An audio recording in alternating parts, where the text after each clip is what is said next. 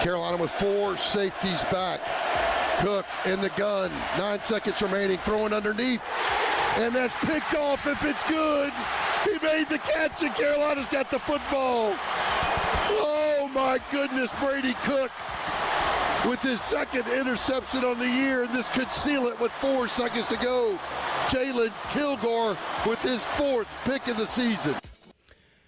And nothing better than victory formation, man. And that's what happened after the pick by Jalen Kilgore, of course. Carolina, a crazy, wild, ridiculous, fantastic 34-31 over Missouri. Halftime show, Terry Ford. I mean, when I made the pick, I took South Carolina by was it 11? Like 27-16, something like that. I thought my thing was it'll be closer than a lot of folks are talking about. But at the end, South Carolina's defensive running game will lead them to a W. Well, the running game and the defense did not lead them to the W. It was Lenore Sellers and the passing attack that led South Carolina to the W Saturday night. Brought this up when I was just jumping in real quick on the Gamecock Central Takeover Hour, live in Newberry at Firehouse Subs. Again, thanks, Larry. Love you to death. When you're becoming a winning team, or when you are a winning team, one of the signs of winning is when you pull a W and your strongest units don't have their best days. I mean, the defense in the second half had a bunch of issues. The running game in the second half got shut down by Missouri. It was Lenore Sellers and the passing game that stood up huge to win this football game. Sellers went nuts. Last couple drives were phenomenal. Sellers overall, 21 of 30, 353, 5 touchdowns in the game. It was a performance, man. And what you're hoping for is that's the start of something special and something that becomes Lenore Sellers' era at South Carolina. Against Sellers since the bye has just gotten better and better. And we talked about it early in the year. Oh, if you look at stats and numbers, the eye test, whatever, Sellers was learning. He sat out last year, had a couple of big moments coming in, in backup duty when games were pretty much decided. But he showed you what could be. Problem was, all you saw were big plays last year from Lenore Sellers. So, I mean, it's human nature. You sit and you go, all right, this guy's going to come in, he's going to tear it up. He's going to be Cam Newton and Johnny Manziel put together on the field. And when Sellers came out and played, like a redshirt freshman who's never started a college football game and had to do it in the SEC, there were folks who were surprised that Sellers wasn't, Superman. He was just a random redshirt freshman trying to develop and learn. There were a lot of balls. And we saw a real step up Saturday night. Again, couldn't run the ball. Could not run the ball in the second half. South Carolina ended up with 109 yards on 36 carries. If you sack adjust everything, basically averaging 3.3 yards a pop on 115 yards with 36 runs. That's not what South Carolina's been doing. It's been Rocket Sanders, Lenore Sellers with their legs. So this time, defense is having issues in the second half. Running game's having issues in the second half. Oh, God, what do we do? Well, you need people to step up if you're a winning team. Saturday night, people did step up. The passing attack, which has been getting better with Lenore Sellers, but Sellers, to be fair, has been throwing the ball to the tight end, Josh Simon, and to Rocket Sanders out of the backfield. All of a sudden, guess what happened on Saturday? The wide receivers said, we got this. I would say the receiver said, hold my beer, but again, some of them are underage. Just the stepping up by Delvon Campbell, 2 huge catches in the game in the second half. Nick Harbor had some big plays. Jared Brown, a catch and run for a touchdown. Brady Hunt might be the most phenomenal 11-yard play you'll ever see in your life between Lenore Sellers and Brady Hunt. We'll get to it. Don't get me wrong, Josh Simon had 4 catches for 76 yards and a score.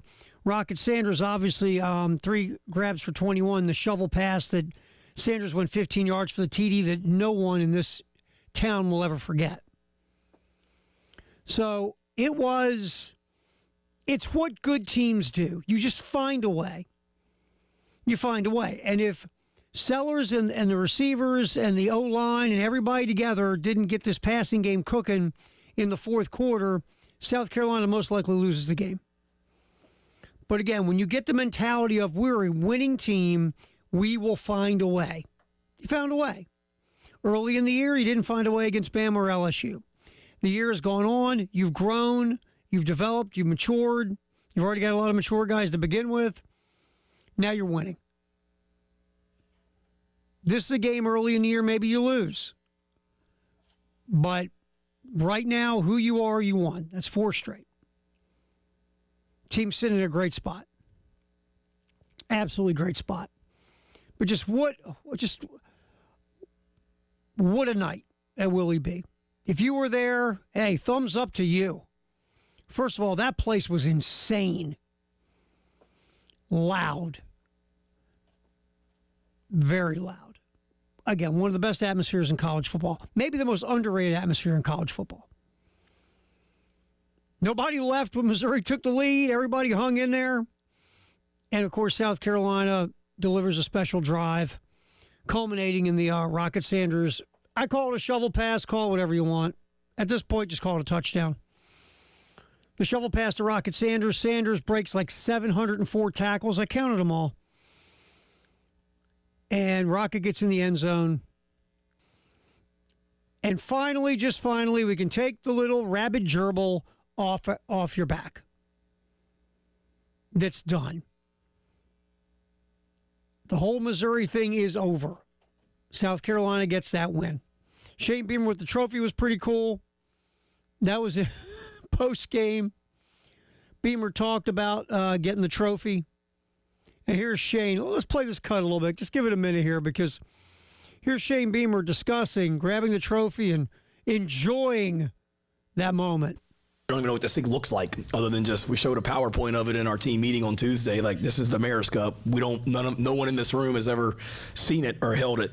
And I didn't make a big deal of, shame on me, like in previous years. We talked about it, but I didn't make a big deal about the trophy game and all that as well. I probably should have, but we did this week that I don't want these seniors to finish their careers here at South Carolina without bringing this back to the best Columbia, in my opinion, as well. And our guys were on a mission to go get it, and they knew how much this game meant to the seniors, me, everybody as well, just to be able to get this thing in here. And we need to make sure, I'll say this tomorrow night on the teleconference when I talk to you guys, I'll say it Tuesday in the press conference, but we need to make sure that we have this place packed next Saturday and honor these seniors the way that they deserve to be honored next week, playing their last game in Williams-Brice Stadium ever. That Gamecock walk needs to be bigger and louder than ever to thank these kids. The game needs to be packed. When we honor the seniors with about 30 or 25 minutes before kickoff, this place needs to be packed to give these guys the ovation that they deserve. When you talk, I mean, I can go on and on and on, but however many it is, 13 players that were here before I even became the head coach that have stayed here 4 years with me as the head coach, or the guys like TJ Sanders and Juju who were committed when I got the job and never even met me, didn't know me at all, and they believed in me as the head coach and said, I still want to come to South Carolina, and they've stayed for 4 years. So I'm so happy for them to be able to have this thing, and we need to make sure that we honor these seniors the right way next Saturday afternoon, I believe. And, we'll talk a ton about that as we move forward through the week. But, yeah, I mean, this team has, 36 seniors, second most in the country? It's going to be a long ceremony. A lot of seniors, a lot of contributors. And Shane brought up like a TJ Sanders and a Juju McDowell who stayed through the coaching change. And they could have pieced out. And TJ Sanders has played himself into an NFL draft pick. TJ Sanders will be putting his hand in the dirt in the NFL in some way, shape, or form. But, I mean, whether it's guys that have been here for a while, like Boogie Huntley, Tonka Hemingway, to, Rocket Sanders, who just showed up. or Demetrius Knight, a Kyle Kennard. You know, players who have stepped in here through the portal, a Torricelli Simpkins, a Kamar Bell. You have the receivers that have come through for this year, like Gage Larvidan. Contributors, Josh Simon. A lot of guys are going to get their due on senior night who have helped get this thing back in the right direction after what happened last year with the underwhelming 5-7. And that trophy, I mean, look, it's a Mayor's Cup. It's not like the little brown jug or anything. But hey, you know what? At least it was there. Still can't find that one from A&M. Shane and the team are on the trophy tour. Get the one from A&M that nobody can find. It's probably a doorstop in somebody's house. Or the Mayor's Cup, which Shane did carry around after the game on Saturday. South Carolina, a very weird football game. 267 yards in the first half. And midway through the fourth quarter, only had like 57 yards of total offense, and then really kicked it into gear on those last two drives, the money drives. Sellers was phenomenal. You know, the entire offense doing their role, whether it's pass protection, guys getting open, guys actually catching the ball when it's thrown to them and making plays, Sellers making plays. Again, when it's what you do when you're a winning team. You come back and get that one score. Here comes Missouri, retaking the lead. You got under a minute left. You go down the field and you get the winner. And that place was shaking. Shaking. It's what a night. We're going to talk about, obviously, for about another 3 hours. We're going to play you some sound. We'll get back. Here's some Shane Beamer talking about this football game. And we'll get back with him next, breaking this streak, where Missouri has basically, been the Gamecocks' daddy, but not after Saturday night. South Carolina pulls out the huge one. We'll hear Shane Beamer talking about breaking the streak versus Missouri coming up. And tomorrow you'll hear Shane. The press conference at 1 o'clock here on 107.5 The Game in Columbia. Shane speaking to the media like he always does on Tuesday. You will hear that again tomorrow at 1 p.m. right here on 107.5 The Game. We'll come back. Hear the coach talk about finally getting that, he didn't, we were calling it the rabid gerbil, Eli Drinkwitz. But here's Shane Beamer coming back talking about ending the losing streak to Mizzou. That is next. Halftime show. Terry Ford, Tyler Head will be back from Newberry here soon as we go till 3 here on The Game.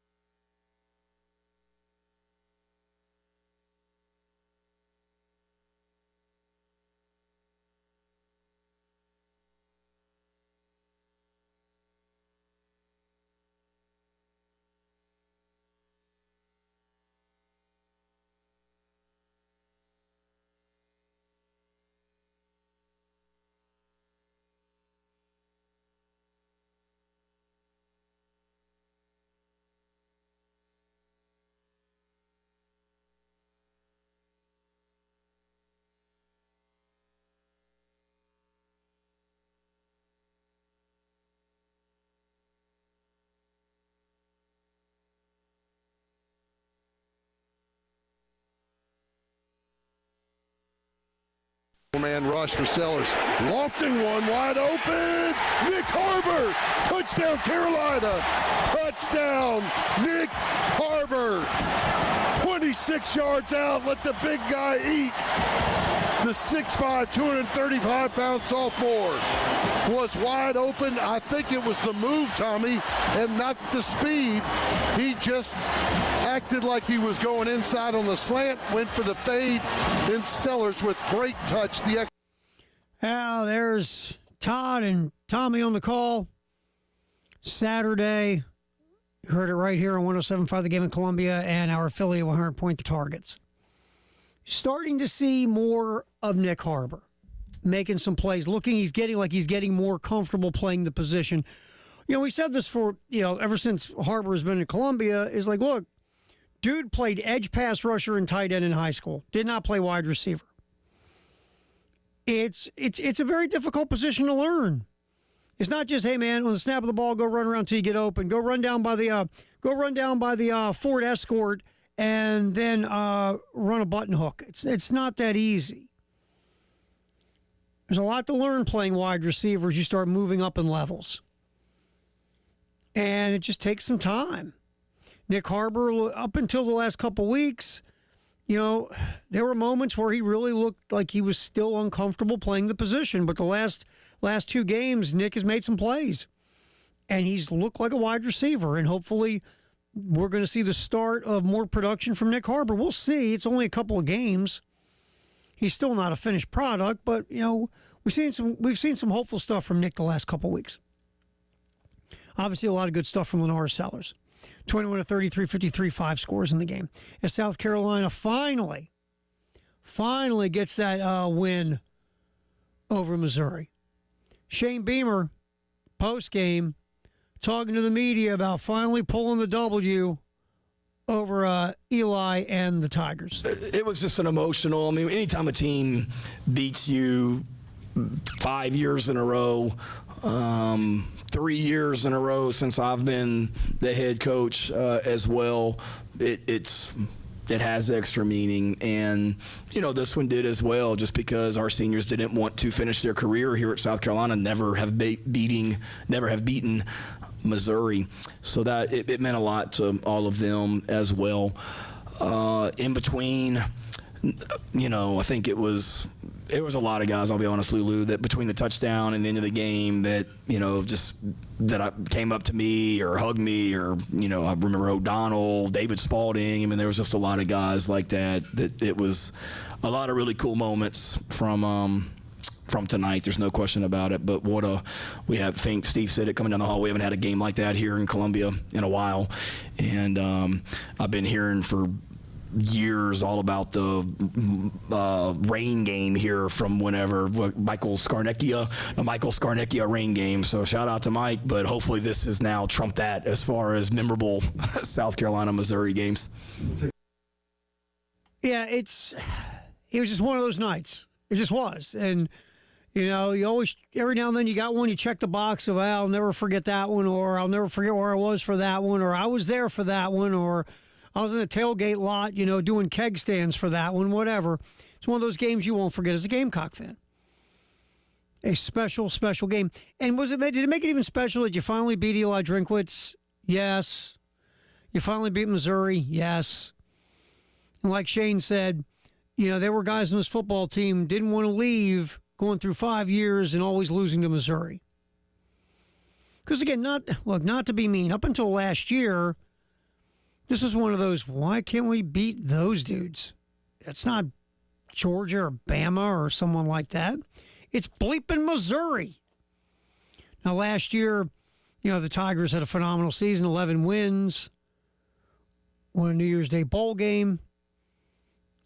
Not to say they, got over the hump, but it, looked like, hey, that's massive progress at Missouri. Before that, Eli was just a 500 coach.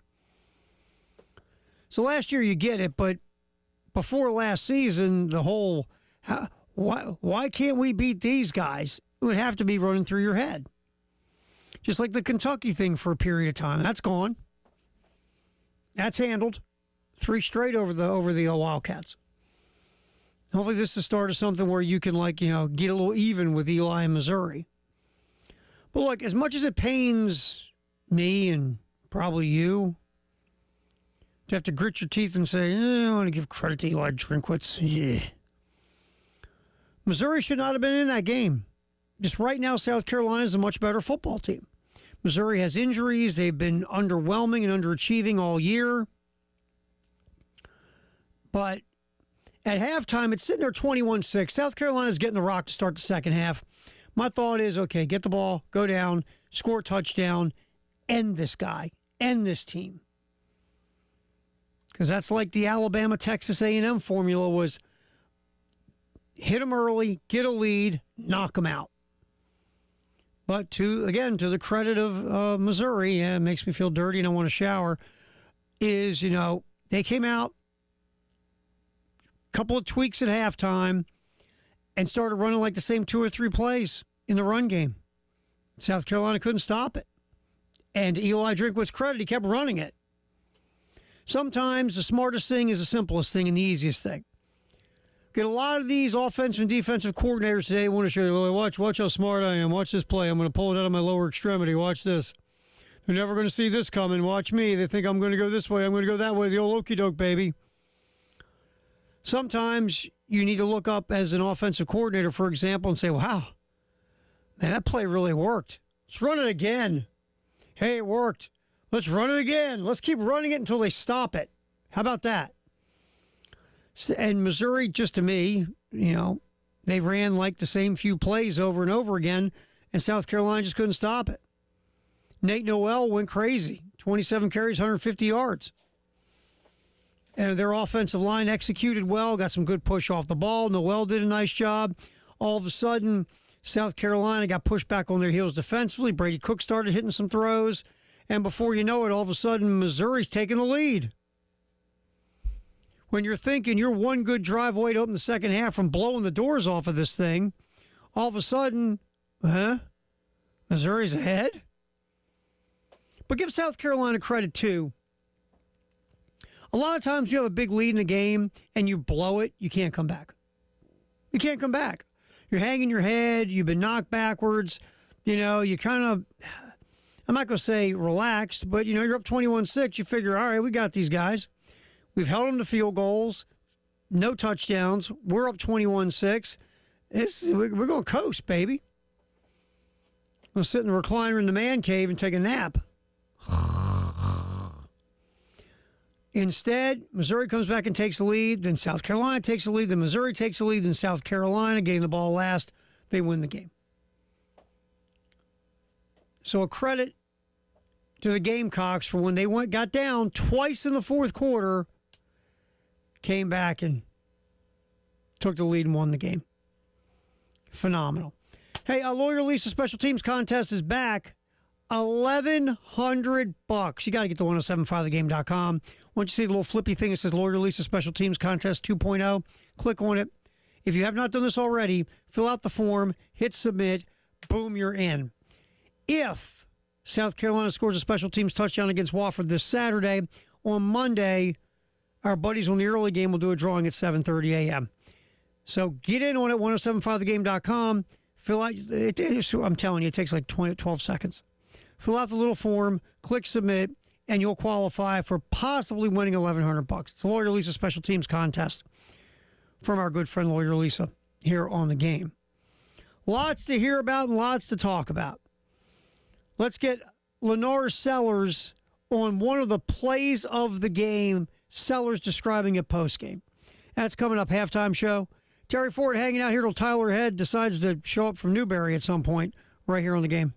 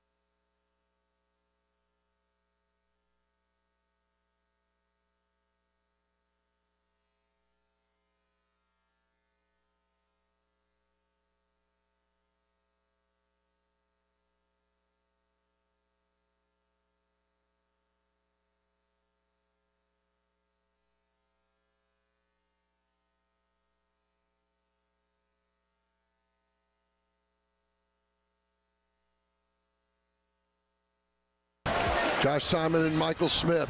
Sellers out of the gun, working out the right hash mark. Going to roll to the right side, trying to get the back of the end zone to Smith.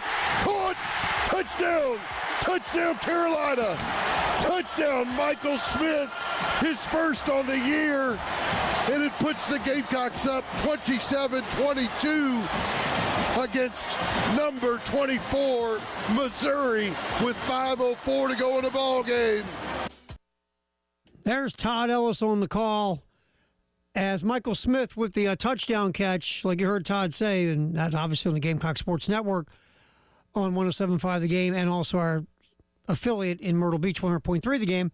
There's Todd talking about the touchdown pass to Michael Smith. That was the drive where Lenora Sellers, Johnny Walker Jr., has Sellers dead to right. By the way, Johnny Walker Jr. was everywhere for Missouri on defense. So Walker Jr. it should have been a sack. Sellers slips out of it, then rolls back to his left, then throws across his body, a completion to Brady Hunt. Hunt then works his way upfield, breaks a tackle or two, and picks up a huge first down on a 3rd and 10.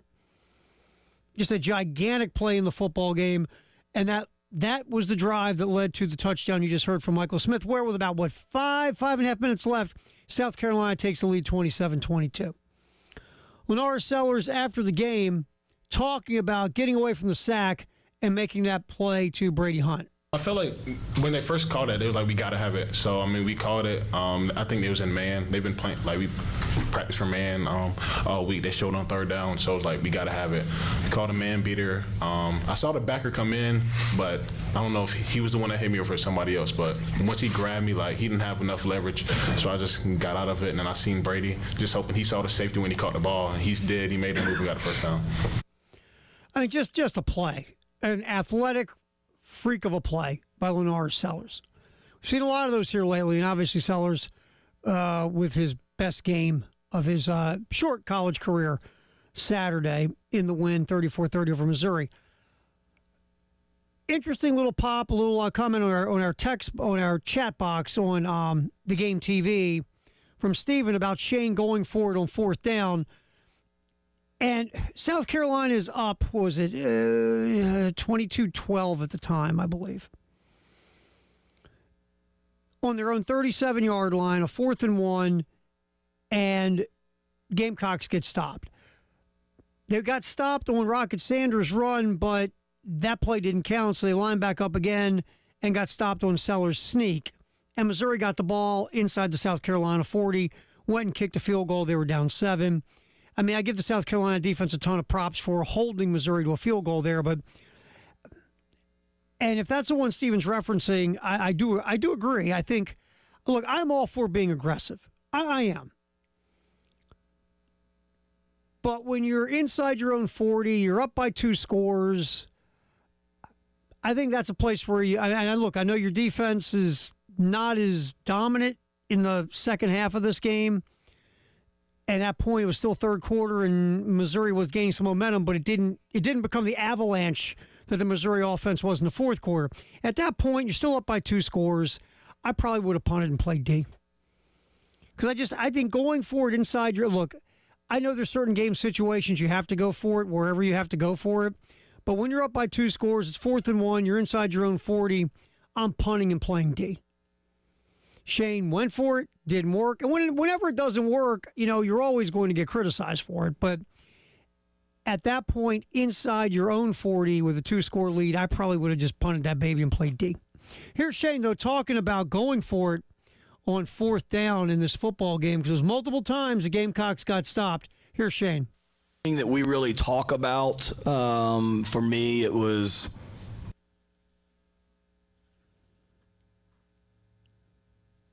I swear that's Shane.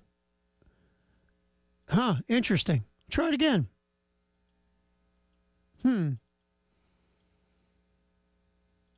Well, that was Shane. I swear he did talk about it. I swear he did.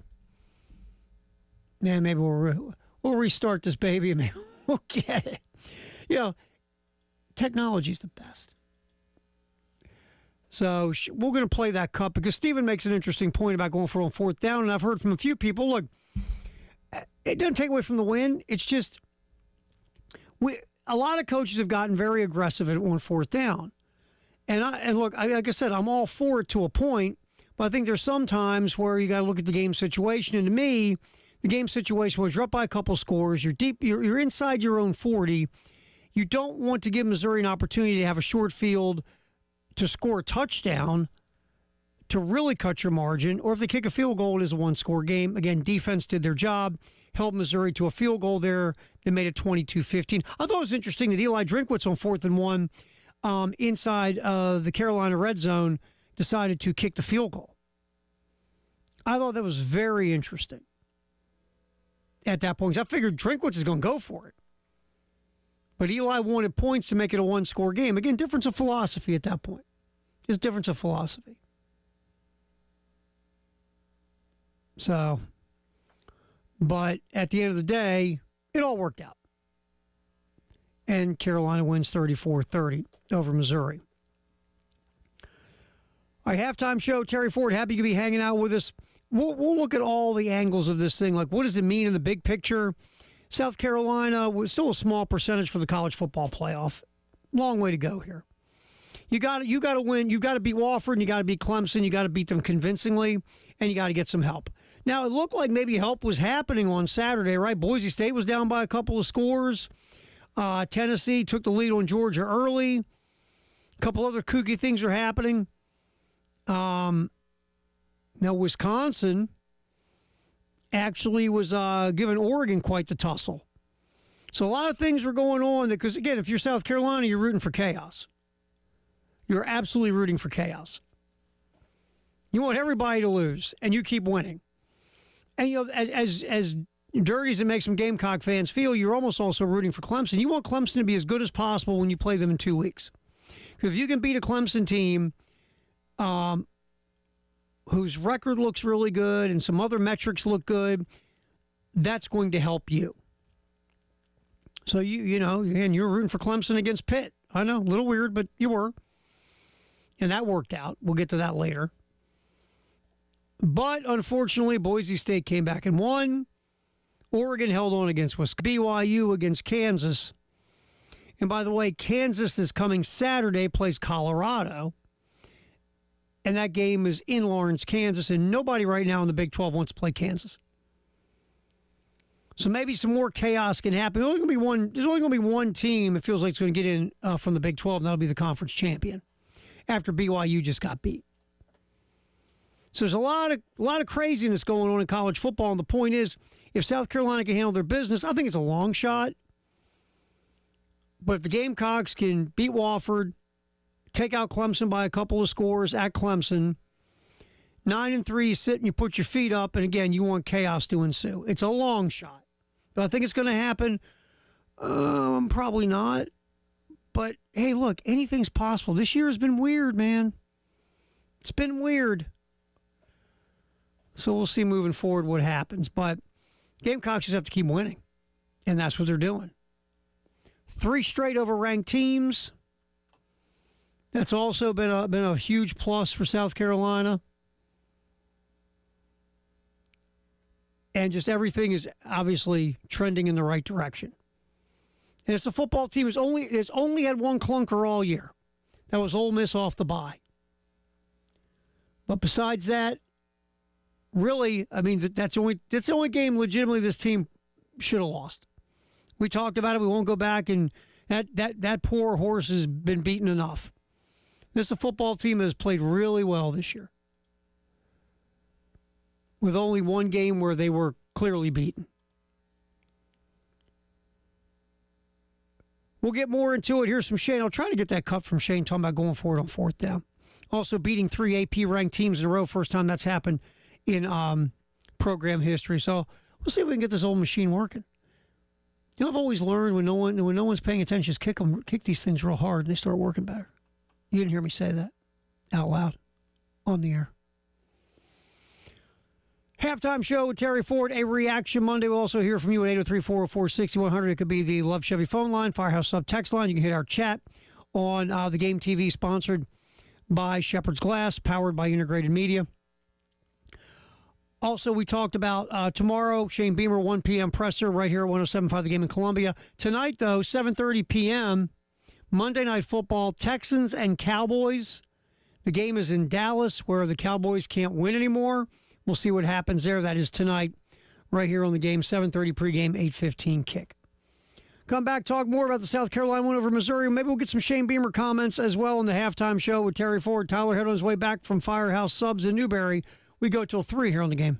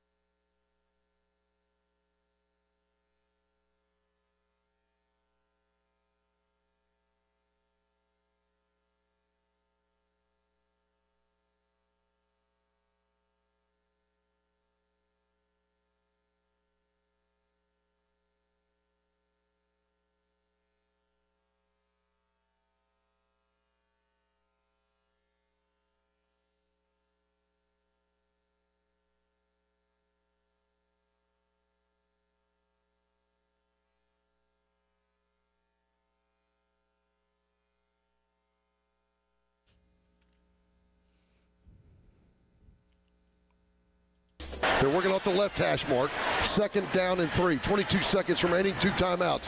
Blitz by Missouri. Shuffle pass inside. Sanders inside the 10. 5. Rocket going for it. Touchdown Carolina. Touchdown Rocket Sanders. From 15 yards out. The Gamecocks. Whoa! It. Yeah! Are you kidding me? Yeah, Woo! no, hell no, we just scored. Oh my gosh. Shuffle pass. Woo! Listen to this crowd. There's Todd, and Tommy jumped in there on the call on the Gamecock Sports Network. Heard here in Columbia 107.5 and also in Myrtle Beach 100.3, the Game Hour affiliate. That was the game winner. Of course, you never get tired of hearing that one. Rocket Sanders breaking tackles, taking a little shovel pass from Lenore Sellers. Some nice blocking up front to give Sanders the daylight, and then old Rocket did the rest himself. Scoring the touchdown to give South Carolina the win in a game that became the whoever had the ball last will win game. Halftime show with Terry Ford. Tyler Head will be popping in from Newberry here in just a little bit. We got our Firehouse Sub text the hour. My phone's laying over on the other side. So we'll get that here in a second at 803-404-6100. I want to get back to that point about the 4th down, though. Shane, very aggressive in this game. South Carolina got stopped a couple times on 4th down. I brought up the one that it's just me. I never, unless the game situation is in a spot where you have no choice, when it's 4th and 1 in my own territory, I'm typically punting because I don't want to give the other team a short field, especially if I'm winning by multiple scores. Shane up 22-12 decided to go for it, 4th and 1 in his own 37. It didn't work. Missouri got the ball. Defense held, forced a field goal. Here's Shane talking about going for it on 4th down in the postgame. Thing that we really talk about, for me, it was what I wanted to do. And we went for, we went for a few 4th and 1s, and we got some, and we got stuffed on one. That was one. If it had been 4th and 1, I probably would have punted it. It was like a foot. And I thought with a 240-pound quarterback, we could run a quarterback sneak and get that much, but I was wrong. Credit to them for stopping us on that one. We went for it. We had a play call. We ran it. We got stopped, and then I guess they stopped it to, we got to replay the play, right? And clicked over to Clayton because I always want to make sure he's good with it. And I said, "Are you good if we go with this?" And he had seen the play before, and he's like, "Yeah, but don't y'all have like a tush push or something you can do?" And I'm like, "You know what? You're right." So we were talking about a couple different options on that play, whether it was the quarterback sneak or another play. And in the end, I felt like the quarterback sneak was the best thing to do. And clearly I was wrong on that one, but that's what it was. But it's something that, during the week, I'm watching tape of everything, offense, defense, and special teams, where when you get into a game on Saturday, I'm not making, in my mind, uninformed decisions because I have a pretty good feel about the opposing team, if that makes sense. And I wanted to show confidence in our offense and our defense that we need to be the more physical team. Physicality was the number one key tonight for us, and particularly early in the game, that was an opportunity to show that. Look, that's the one thing about it. Even though I'm sitting there saying I'd punt, I would. Stephen on the Game TV chat saying he wouldn't have went for it on 4th and 1 inside his own 40 either. And when it doesn't work, it's never the right call. Shane even said it. I was wrong. It didn't work. If it works, you're like, you're a gambler. Well, look at you showing confidence in your team. But when it doesn't work, it's like, what are you doing? But give Missouri props. They want the line of scrimmage, and the play didn't work. The play previously that was blown dead wouldn't have worked either. The one thing it does, though, let's take away what I think, you think, on the text line, the phone line, the chat, whatever. When you go for it, most of the time, your team loves it. You know why? You're showing faith in them. You're showing faith in the offense to make it, right? And you're showing faith in your defense, and if your offense doesn't make it, your defense can man up and make a stop. So your players love it. Very rarely is a player going to the sideline going, well, what the hell are we doing going for it? But most of the time, players they feel like you're showing confidence in them to make winning plays on both sides of the ball. All right, Firehouse up, text the hour, 803-404-6100. Unnamed texter, I do owe Dowell an apology. He's been great for a few weeks now. As far as the QB power rankings go, I don't think there's too many QBs in the country right now that are playing better than Lenore Sellers. Sellers is playing really well. These last few weeks, Lenore Sellers he's upped his game. There's no doubt about him. What he did Saturday, obviously was phenomenal.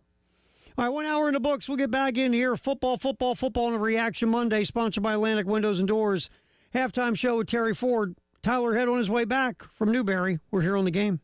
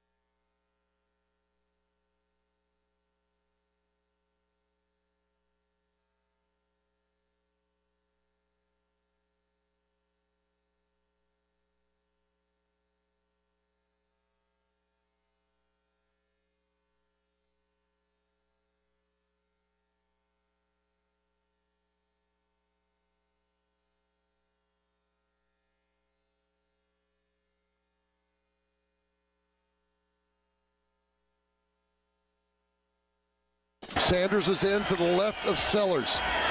They'll fake it to him. Dump play over the middle. Touchdown, Carolina. Touchdown, Josh Simon, his 6th on the year. What a gorgeous play from Carolina. Gorgeous play. Josh Simon continuing his run here lately. Simon's been phenomenal. Been the go-to guy for Lennar Sellers. And, I mean, Mazio Bennett caught 5 balls, really only for 23 yards, 14 on 1, so the other 4 catches were just 9 yards. But Josh Simon, 4 receptions, 76 yards, and that touchdown on 9 targets. So even though we've talked a ton about the wide receivers stepping up on Saturday night, Josh Simon still with 9 targets led the way. He is obviously the go-to guy in the passing game. Sellers, though, spread it around. 21 to 30, 353, 5 TDs, a pick. Makes a catch. Brady Cook just basically puts it up. Burden heading down the left sideline against Jalen Kilgore. Kilgore's right there, just couldn't pick up the ball. Burden did, catches it, goes into the end zone. Huge 4th and 5, touchdown. Missouri takes the lead. They get the 2-point conversion, a little goofy snap in the shotgun to the running back. It was a weird formation. I mean, it was a nice play. Missouri gets a 2-point conversion, and they show the crowd, and the crowd is like, "Oh bleep!" Again, no one leaves. Gamecocks get the ball, march it down the field, and obviously you know what happened. 34-30 South Carolina. One thing about Missouri, and when we were talking about this game during last week, the one wild card, besides, we didn't think Brady Cook was going to play. And Brady Cook played well for the most part. 21 to 31, 237, TD and a pick. And started hitting some throws in the second half of the game. I mean, he had a wrist injury, had an ankle thing. Didn't they, amputate a kneecap? I don't know. Brady Cook was pretty beat up. And it felt like Drew Pine would get the start. But Cook, to his credit, went out there and he played pretty well. The other wild card was Nate Noel. Nate Noel, if you look at his numbers, the numbers are really good, averaging almost 6 yards a carry through the season. But Noel hasn't been healthy and hasn't been 100% the last few weeks, and his production's gone down. Well, Noel looked pretty healthy on Saturday. And that Missouri offensive line was winning up front in the run game. They were pushing South Carolina's defensive fronts back. So give Missouri their props. They played on offense much better than I thought they would. Because they've been underachieving and underwhelming on offense pretty much all year. But in the second half of that football game, they rolled 24 points. But South Carolina made the plays on those last 2 drives to get the win. So a thrilling fourth quarter, 31-point fourth quarter. And South Carolina pulls the W. 34-30. All right, more post-game. Eli Drinkwitz, yep, a little rabbit gerbil.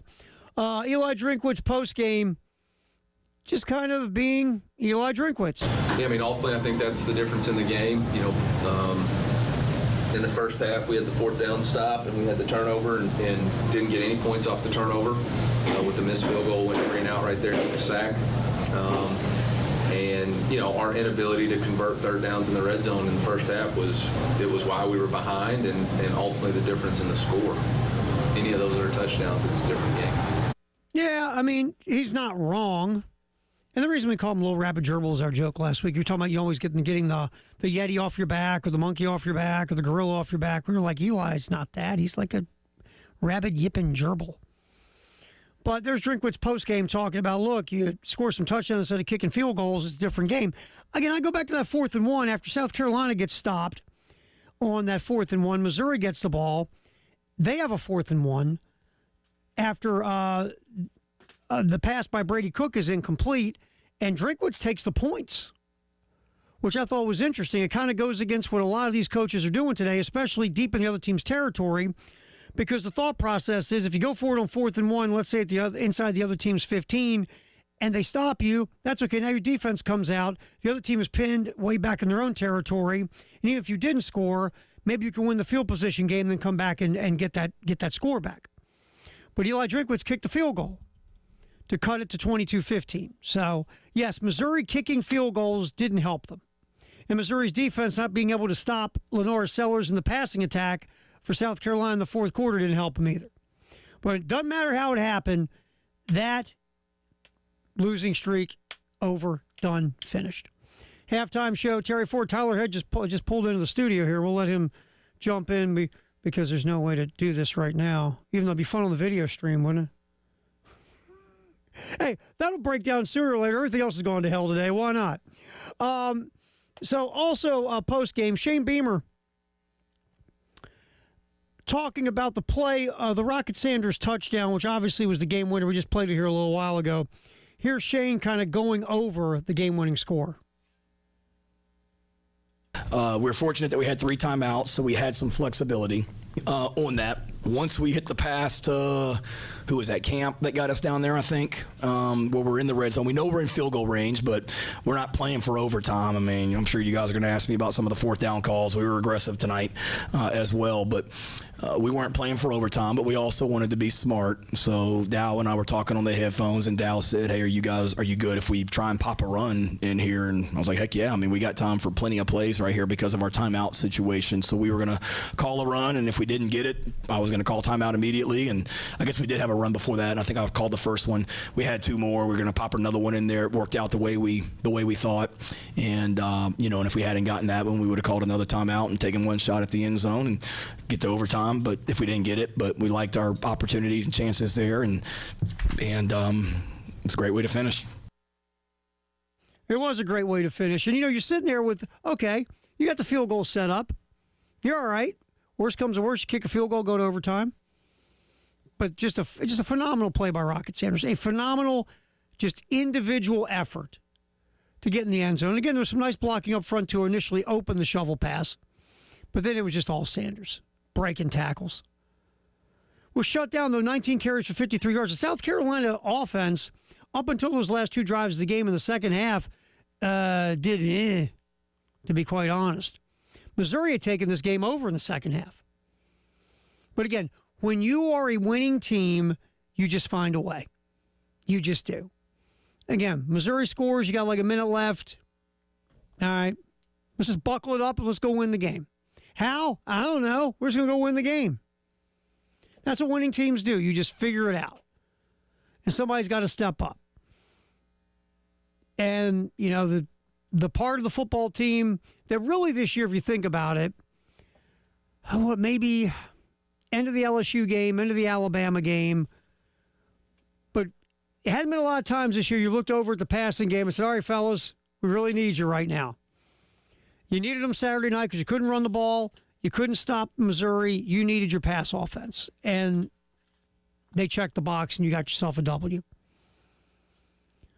All right, also post-game, Lenora Sellers talking about that final drive. So they was up by 3, so I knew if we got to the red zone, we had points. So once we got to the red zone, it's all right, just protect the ball at that point. But, I wanted to score, obviously. So we went down there. We felt good about it. We came, do some, show pass early in the game, too. But they overplayed it the first time we ran it. So it's hey, we can come back to it because they overplayed it. So once you came back to it, gave it a rocket and scored. And remember the shovel pass, I believe it was against Alabama that worked so well. They've run this shovel pass before this year. It's been successful. And the good news about that, you got to have the timing right. But if you screw it up, it's an incomplete pass. That's it. It's a nice little safe play. And again, if you have your timing right, you're not putting a whole lot of stuff in danger. And it worked. You get the game winner off of it. All right, it's football in the 1 o'clock hour, sponsored by Atlantic Windows and Doors. A lot of stuff going on outside of Columbia, South Carolina on Saturday we need to get to. Georgia got a huge win over Tennessee in Athens. We'll get to Kirby right now. Because, again, Georgia, they're teetering on the edge of this whole college football playoff thing. And look, Georgia's schedule has been a bear. We knew it coming into the year that Georgia had a massively tough schedule. Well, here's Kirby Smart talking about the College Football Playoff Committee and giving his deep thoughts on the whole thing. Well, I don't know, because I don't know what they look for. I really don't know what they look for anymore. So I would welcome anybody in that committee to come down to this league and play in this environment. So it's a tough place to play. And I think the whole committee, Kirby, knows that the SEC is the best conference in football. But again, when you got all these teams lumped together right now, and the way it is, everybody's lumped together, except Texas, you would think if Georgia can finish up with just 2 losses, with that schedule, it feels like they should get in the college football playoff. Now, last year, I've said this a million times. If Georgia's in the college football playoff last year, in my opinion, they beat Michigan. But they didn't get in because they picked a bad time to lose a game, the SEC championship. This year, I feel like if Georgia handles their business, even if they don't, okay, I don't know how this thing's. They might even play for the SEC championship. They might even get in the championship game. This thing's so whacked. If they don't, and they run the table and they finish with 10-2, it's tough to keep them out with that schedule. It really is. Now, again, you play the SEC championship game, you get beat, you have 3 losses. Yeah, I feel like you're done, unless more kookiness happens. But a Georgia team that goes 10-2, even if they don't get to the SEC championship game, because right now, what is it, a 17-team tie? The SEC is ridiculous. I still think a 2-loss Georgia team would get in the playoff with that schedule. I mean, Georgia's got better wins than Texas. Who beat Texas in Austin? Just saying. Just saying. All right, halftime show. Terry Ford Tyler had made it back from Newberry. I know he brought me a lot of subs. I didn't even ask you. It's been such a day I didn't even think of it till just now. You thought of me? You're the man. I don't care what Elijah says about you when you're not around. You're all right with me. You and your mustache. We got to talk about that too. Brand new craft beer cart has arrived. Only $59. You can save around $300 on this baby. Go to 1075thegame.com, click on Sweet Deals. That's a lot of craft beer for not a lot of money. The new craft beer cart, again, 1075 The Game, click on Sweet Deals. We'll continue on with football in the 1 o'clock hour. Get back to South Carolina. Hear from TJ Sanders. The defense in the first half, Missouri only scored 6 points. So the defense was doing what the defense does in the first half before things got kooky in the second half. We'll hear from TJ Sanders. That's coming back on the halftime show. It's football in the 1 o'clock hour, sponsored by Atlantic Windows and Doors, right here on The Game.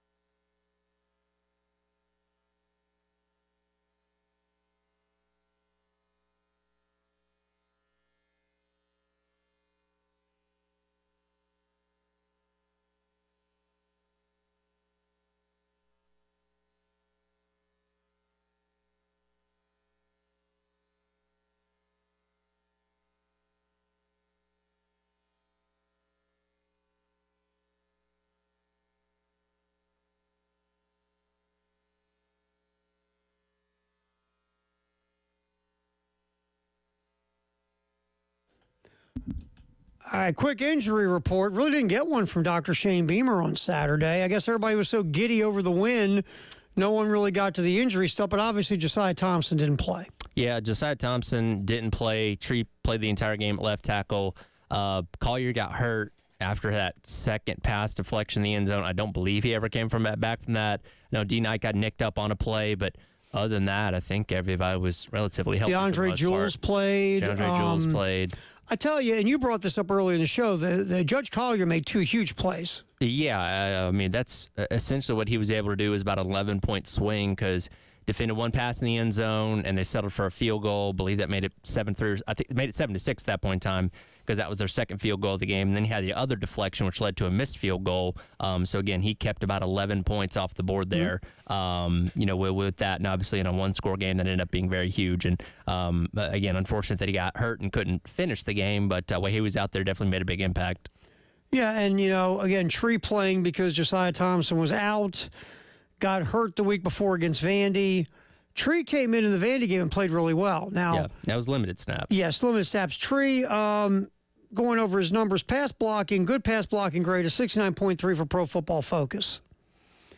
Run blocking grade for Babalade, only about 54.5. But I'll say this. So there's a total number, I think, is around 60, which is if you're 60 and above, you're average. You're okay. Yeah.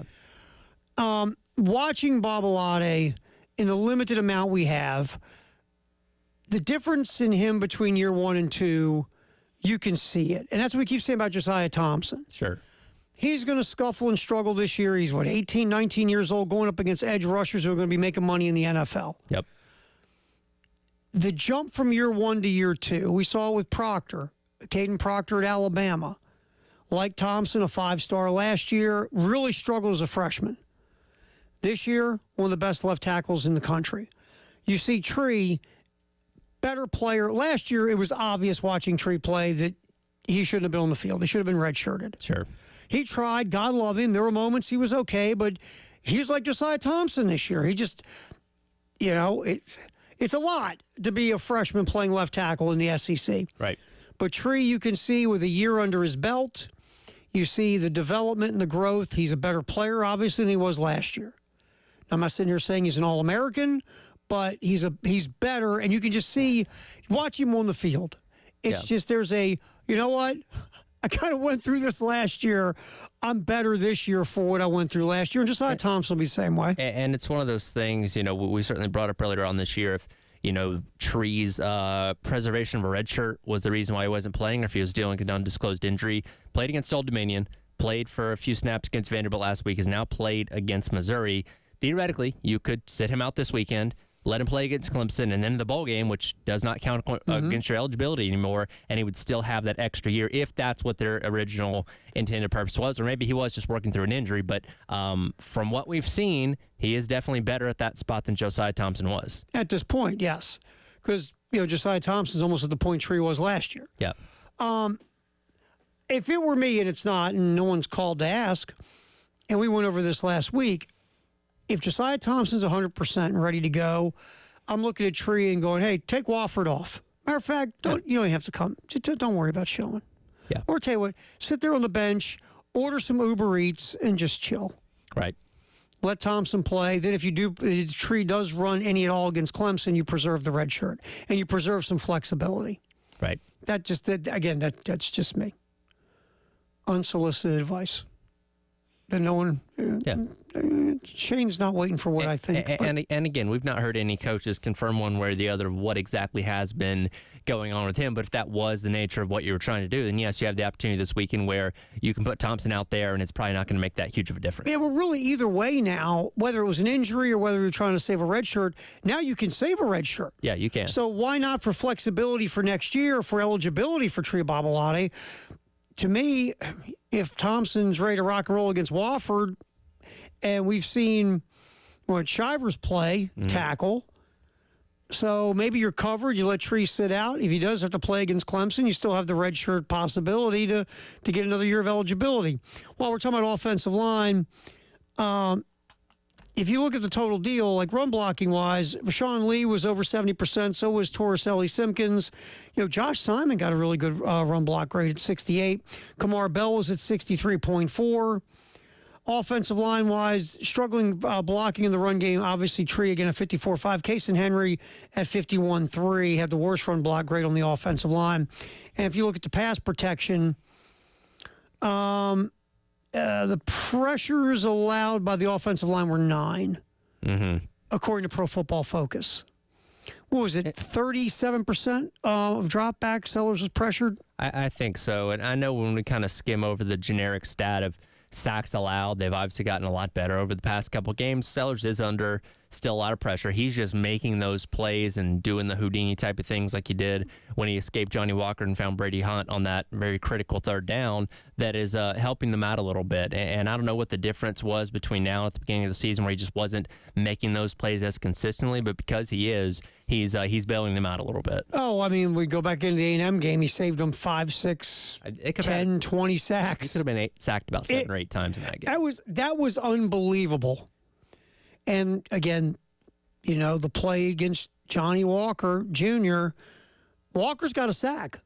He's flat out got a sack. Well, and he was credited with the one that, Sellers fumbled and it bounced right back in his hands. By the way, that's another thing that kind of hasn't gotten talked about coming away from this game. The ball bounced South Carolina's way very handily a couple of times in this game. Yeah, Sellers threw the one interception where he just, I think it overthrew Larvadane there where he had pressure bearing down on him. But the fumble that pretty much bounced right back into his hands, that could have gone the other way real quickly there. That weird oblong ball, when it bounces your way, it's good. Remember, in the Kentucky game, it bounced their way. They recovered, the Sellers had, 3 fumbles? Yep.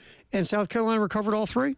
And there was, blanking here, somebody else fumbled on Saturday as well and ended up falling out and recovering it too. But either way, the ball for the most part bounced your way, which in a game that's close can be a big deal. You'll take it because there are going to be days it's going to bounce against you. So you take the days where you get it. When the football gods decide to smile on you, that's right. You hug them. All right, football, the 1 o'clock hour, sponsored by Atlantic Windows and Doors. All right, let's get to, Tyler, let's grab cut 29. Because what went on in the swamp in Gainesville was very interesting. Not so much what was going on the field, what was going on off the field. Here's Brian Kelly postgame talking about the Tigers' inability to score touchdowns in the loss to Florida.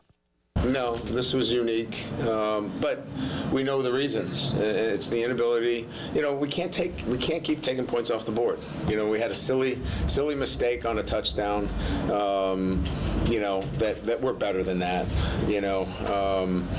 And drives have to be converted. You can't just continue to move the ball up and down the field and not convert it to points. They don't give you a pat on the back because you had the ball longer or they had first downs, and that is, in a large degree, making sure that everybody is doing their job, and that's why I have to be more involved in what's going on.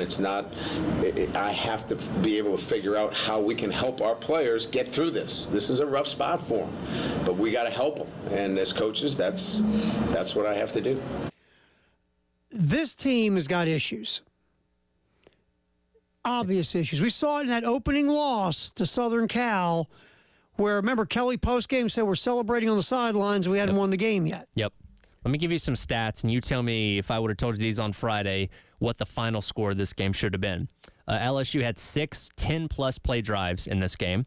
They outgained Florida 382-39, ran 49 more plays, and converted 54% of their third downs. What? If I tell you this on Friday, what should the final score of this game have been? Oh, LSU should have won by multiple scores. Lost by 14.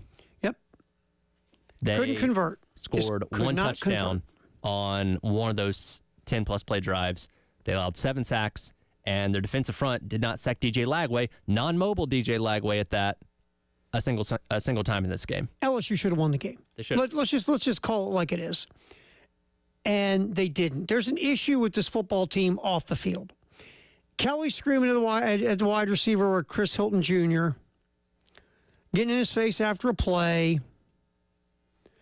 And there were some people saying that the lip reading was that Hilton was uncoachable. Yeah, he says you're blanking uncoachable or something along those lines. That he was looking like he wanted to strangle Blake Baker last week against Alabama, for allowing, Jalen Milroe to run all over them. There is a issue internally with this team right now. And then you get Kyron Lacey coming off the field yelling at Kelly.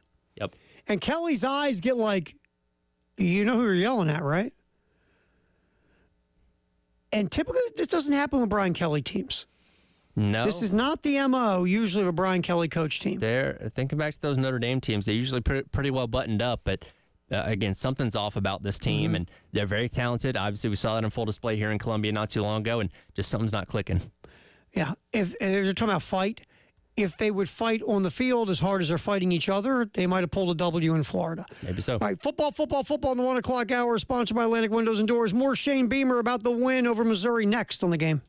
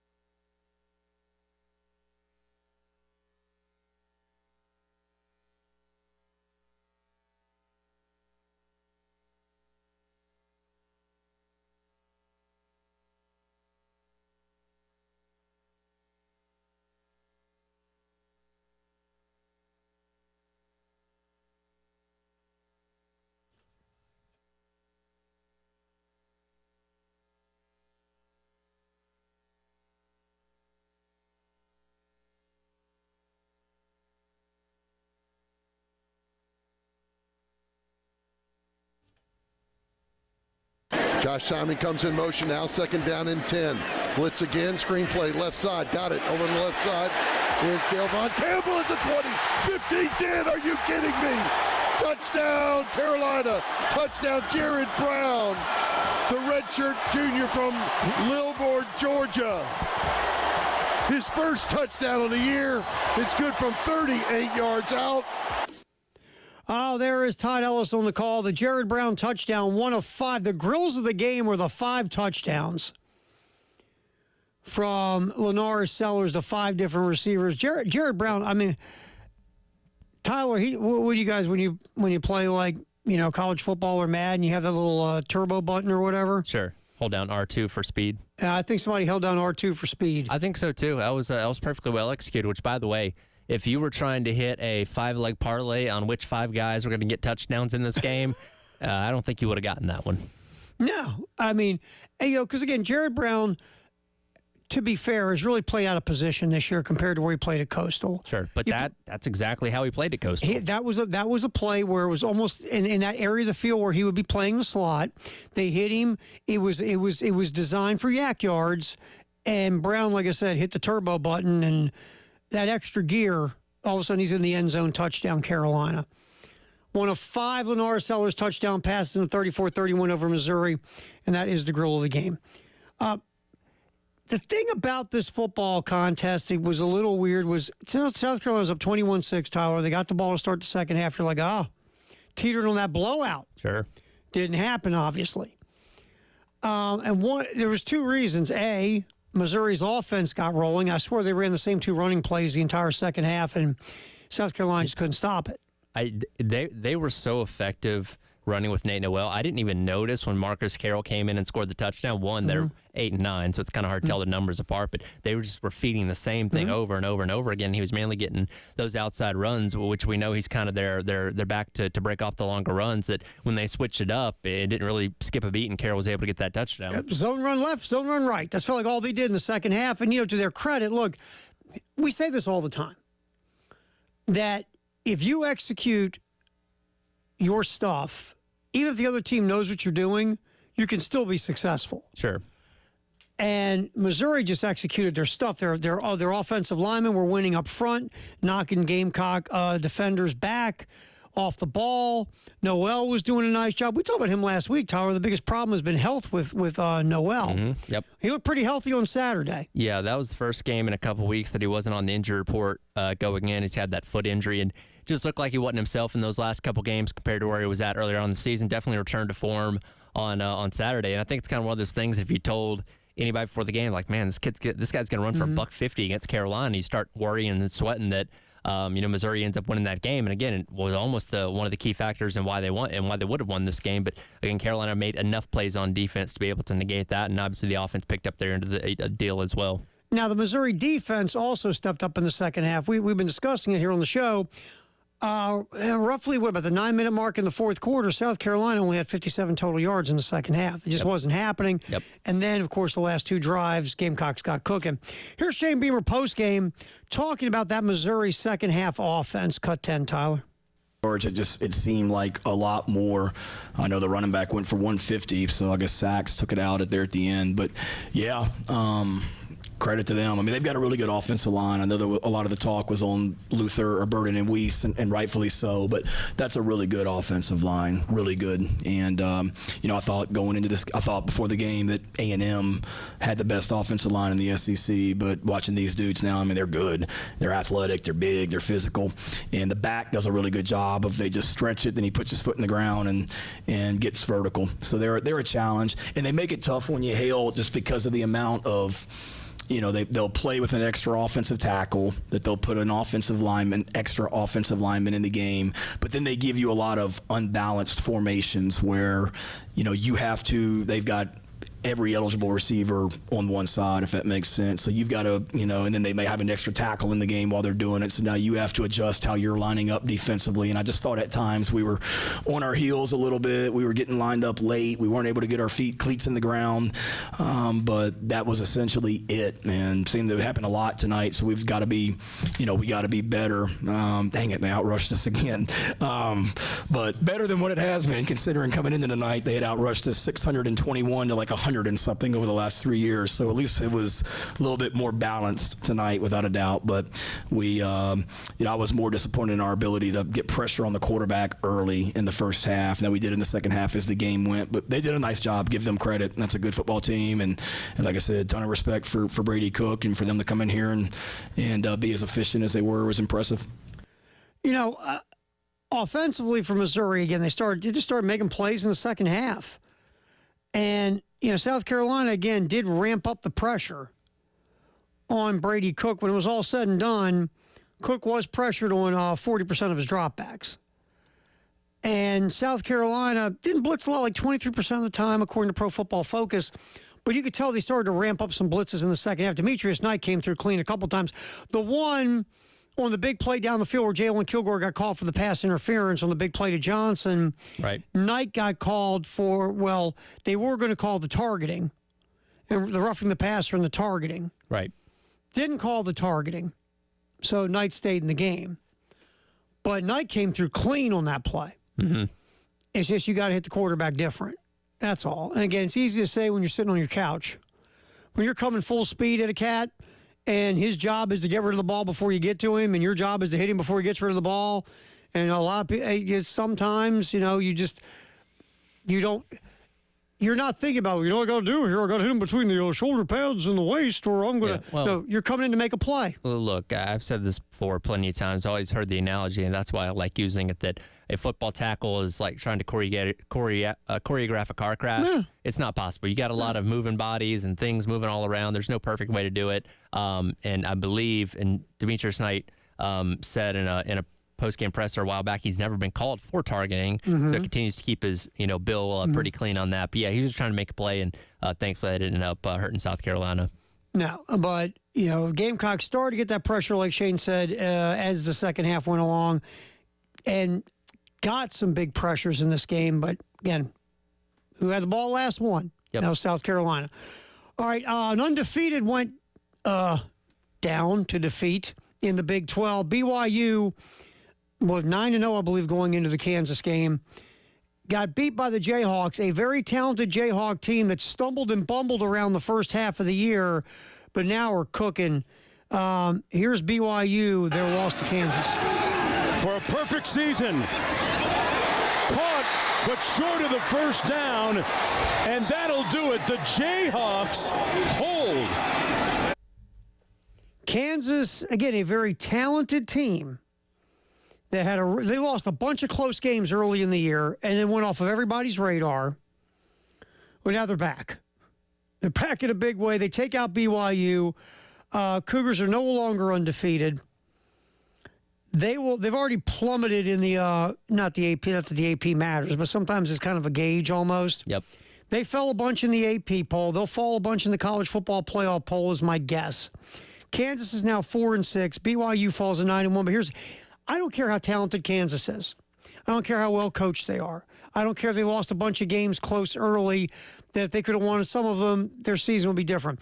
You lost to a 3-6 football team at home, and you were undefeated. You're falling, Tyler. You're just falling in the polls. Yeah, you definitely are, and things are starting to look a little bit rough for the Big 12 as far as how many teams they can get in, because BYU was in a position that if they won out and let's say lost the conference championship game, they definitely would have got in.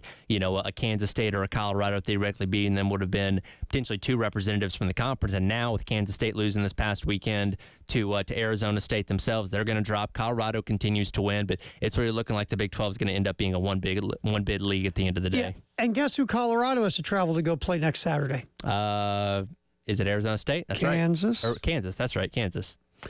Yep.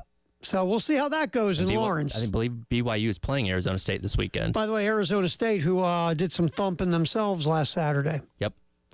So the Big 12's a mess. I think the only team that's going to get in is the conference champion. That's it. Yeah, It's just the way it goes. By the way, you want to talk about something that's going to help South Carolina out with the Big 12 slowly starting to slip towards the end of the season? Just saying. Well, if the ACC continues to go kooky, that true. also would help South Carolina. I'm very intrigued by where the committee places Carolina tomorrow because that will truly tell us if they have a shot or and not. of course, the AP put them at 19. Yes. So we'll see where it goes. All right, halftime show. Terry Ford, Tyler Head. Our Firehouse Sub Text the Hour is next here on the halftime shows. We talk football in the 1 o'clock hour, sponsored by Atlantic Windows and Doors on the Game.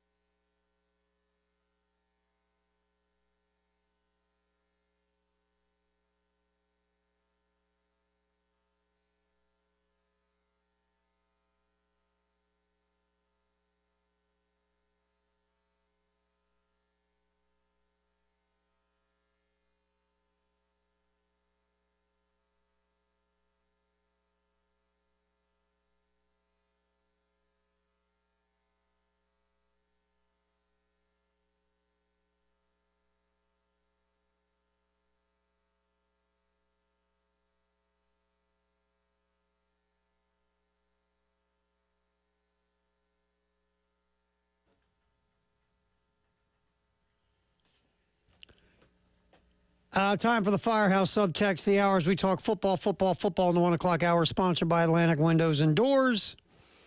803-404-6100. What do you got, man, on the old text machine?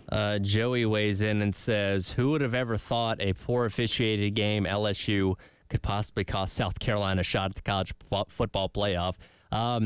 Yeah, if that game, or heck, if Lenore Sellers plays the second half of that game, you probably win it. And we're talking about them being 10-2 and being somewhere in the top 15 as of right now. Or the flip side, finish the job in Tuscaloosa. Yeah. Well, and here's the interesting thing. And look, Carolina's not been high enough in the rankings so far. Again, they've only been ranked one time for them to really get questions posed about them. But how much do they view that loss to LSU by saying, hey, you didn't have your quarterback in the second half of that game. Hey, there was some questionable officiating. I'm not saying they completely negate it because a loss is still a loss at the end of the day, but they did have Carolina above LSU in the polls despite having despite having a worse record than them, or excuse me, them having the exact same record. It's like maybe they did kind of count that as a mulligan.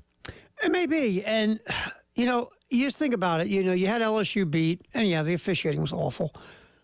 And you lost Lenore Sellers and couldn't play in the second half. And then the Alabama game at the end, there was some questionable decision making and some things that happened that, you had that game kind of, you had control of it, then you had the turnover, then you get new life with the onside kick, and you make a questionable decision with the throw down the field when you could have just maybe done something, kicked a field goal and tied the thing.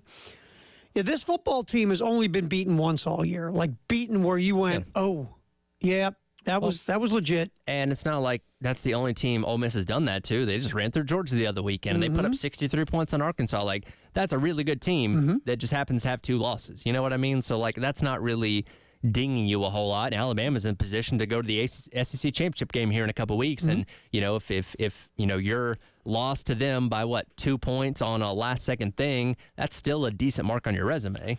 I mean, there's so much potential for craziness to still happen, right? There is. I mean, you look up and down this thing, and, so many teams could get beat. Like, if you're a Carolina fan, you're going to root for Texas to beat A&M because that gives A&M their third loss, and you beat A&M. And A&M right now is sitting at 15 in the coaches poll. We'll see where they end up in the college football playoff poll tomorrow. BYU takes another loss at some point, a 2-loss Big 12 team. That's not going to go ahead of a 3-loss SEC team. I mean, it's like that through here. I mean, again, if Colorado loses to Kansas this Saturday, they're a 3-loss Big 12 team. How about the ACC? The way it's going, the ACC might only get one team through this thing. That's very possible. With Miami losing and falling to 9-1, that could open the door to, and again, you want chaos and carnage in the ACC too. If you can get 2-loss ACC teams besides the champion, now your conversations are okay. You have 2-loss Big 12 teams, you have 2-loss ACC teams, and you want carnage and crazy in the SEC like A&M. You probably want A&M losing to Texas, is my guess, right?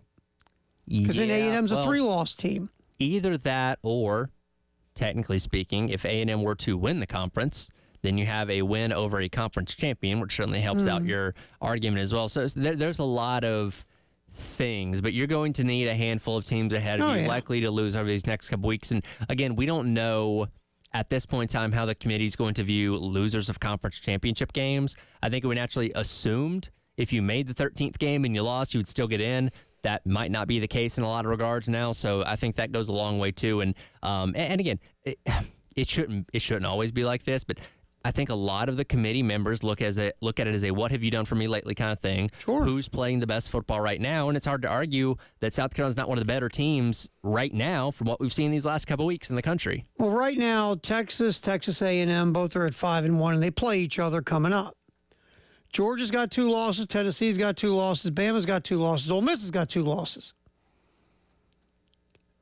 Then you get to South Carolina at 5-3. And that's where then the other 3-loss teams are Missouri and LSU and Vandy. But you've beaten 2 of them, and the other one's soiling themselves on a weekly basis now in Baton Rouge. Yep. So I think I think Alabama's gotten through all their tough stuff. I mean, they got Auburn obviously coming up. It's a home game though. And that's a home game, and they get Oklahoma. Weird on things the road. happen on the road in that one, not usually at home. Right, and then they go to Norman, and Oklahoma can't score. Yeah, that thing is going to be. That's not going to be pretty. Brett Venables is lucky. He's at a very calm, logical place with the AD and the president and everyone else. Yeah, well, we thought that was going to be a little more challenging for Alabama before the season, but it's ended up helping them out a lot. I mean, Tennessee, they got Utah. Look, Vandy in Nashville is, especially the way Tennessee's struggling to score. It's not going to be a cakewalk. No, it's not. That's going to be interesting. You know, I gotta love. Does Georgia play like the Kansas City Chiefs this week? Is that schedule they've had all year? No, they play UMass. And then Georgia Tech. And UMass just fired Don Brown, their head coach. They did. All right, what's trending at 2? Sponsored by Traditions Fine Jewelry and Gamecock Traditions is coming up next on the Halftime Show with Terry Ford and Tyler Head till 3 on the game.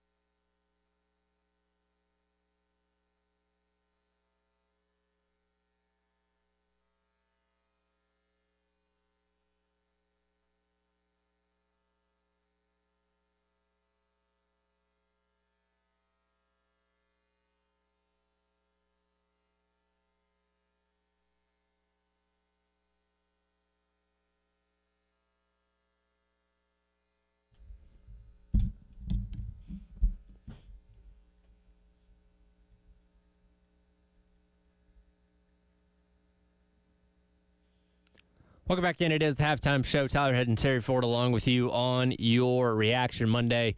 It is time for What is Trending at 2. Of course, the headline being South Carolina's 34-30 victory over Missouri. And there's a lot of significance in a number of ways for this win. You obviously got yourself over the hump against a Missouri team that's had your number dating back to 2019 and a coach in Eli Drinkwitz that you had never previously beaten.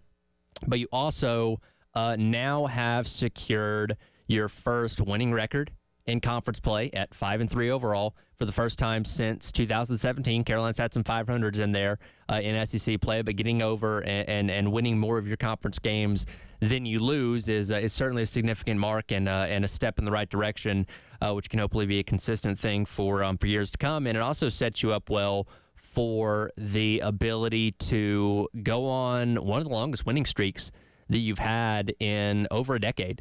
Carolina currently sits at 4 wins in a row as of right now.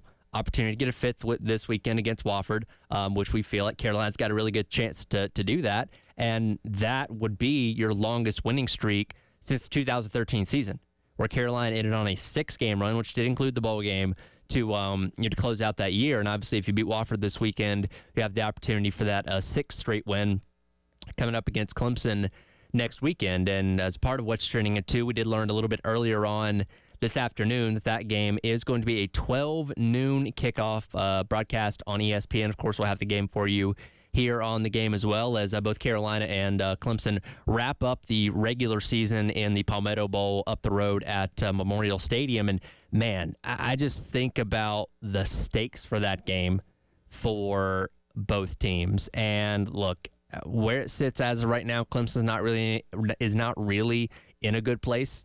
It does not seem like to make the SEC championship game. It seems like it's going to be Miami and SMU, though things can happen, and they may still have the opportunity there yet. But if both these teams win this weekend, which Clemson has the Citadel and South Carolina has Wofford, you're going into that final game with Clemson being at 9-2, and South Carolina would obviously be at 8-3 at that point in time. And last year we went into this game with South Carolina just trying to get to bowl eligibility, and you go into it on that following weekend this year, where both teams still with somewhat of a shot, I would think, at making the college ball playoff. So some high stakes there, and again, early game that day that'll be over with early afternoon. And for those of us that are very intrigued in what's going to be happening in College Station with Texas and Texas A&M renewing their rivalry, I think we're all glad to a degree to see that this game is not going to interfere with that, because that's certainly going to be a raucous and rowdy atmosphere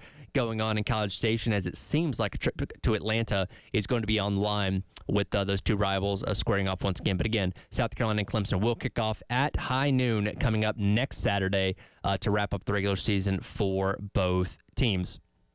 Elsewhere around college football over the weekend, touched on things a little bit earlier from the LSU perspective, but I want to let you hear a little bit of Billy Napier, what he had to say after picking up a huge victory for his program against LSU on Saturday down in the Swamp. Let me tell you something. As a coach, it's always been about purpose, and the players are the purpose, right? And for them to experience some gratification. These guys have been an incredible example of the intangibles that we want our team to be about, the way they've stuck together. Obviously, a ton of adversity, but it's a resilient group. They care about each other. And that was a team win. That was a complimentary, all phases. It's awesome to see those guys experience some success for all the hard work they put in.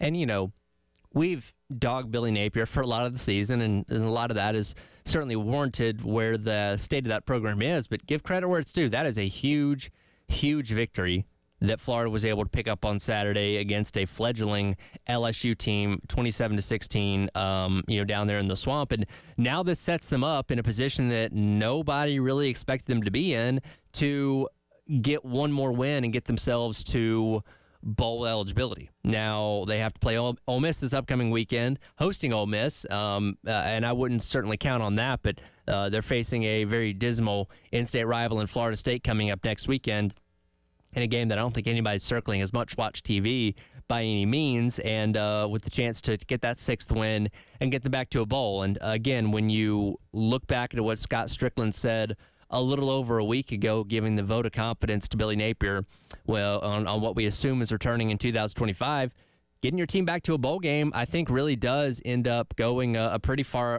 long way in that. And yeah, it's not the sexiest thing in the world, but certainly a step forward from where you were a year ago, going 5-7. So again, nobody expected Florida to win any of these games in this murderer's row of November and late October going into the season with Georgia, Texas, LSU, and Ole Miss, and then what we thought was going to be a really good Florida State team. But now they have the opportunity to potentially win 2 out of their last 3, and again get to that vaunted 6th win to get them back to a bowl game, which again just kind of proves that you've taken at least somewhat of a step forward from where you were a season ago. Yeah, I guess with old Sun Belt Billy. Which, by the way, that's the most excited I've ever heard him sound. I know. Like, we know he usually puts coffee to sleep. Well, you know what it is? It's the idea that my man is saving his job. It felt like it. I mean, that was a job saver at least. Put it this way. They could have said a couple of weeks ago, okay, he's coming back. And then you go and look, I know that your quarterback situation was screwed up against Texas, but you got kicked in the face by Texas right after you got your big vote of confidence, right? Right.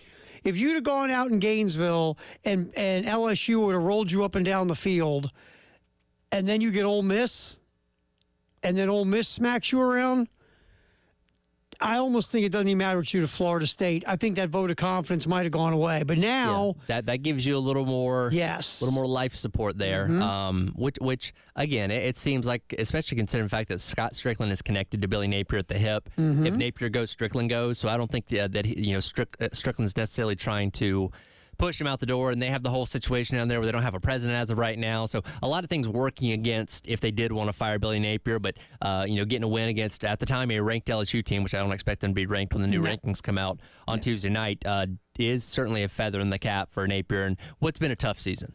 Yeah, I mean, do I feel like Billy Napier is going to turn this thing around in Gainesville and all of a sudden is going to be competing for championships?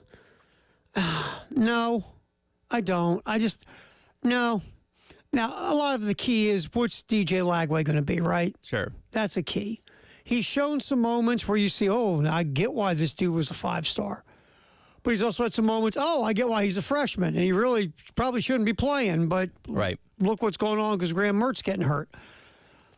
I mean, Florida's always got some level of talent.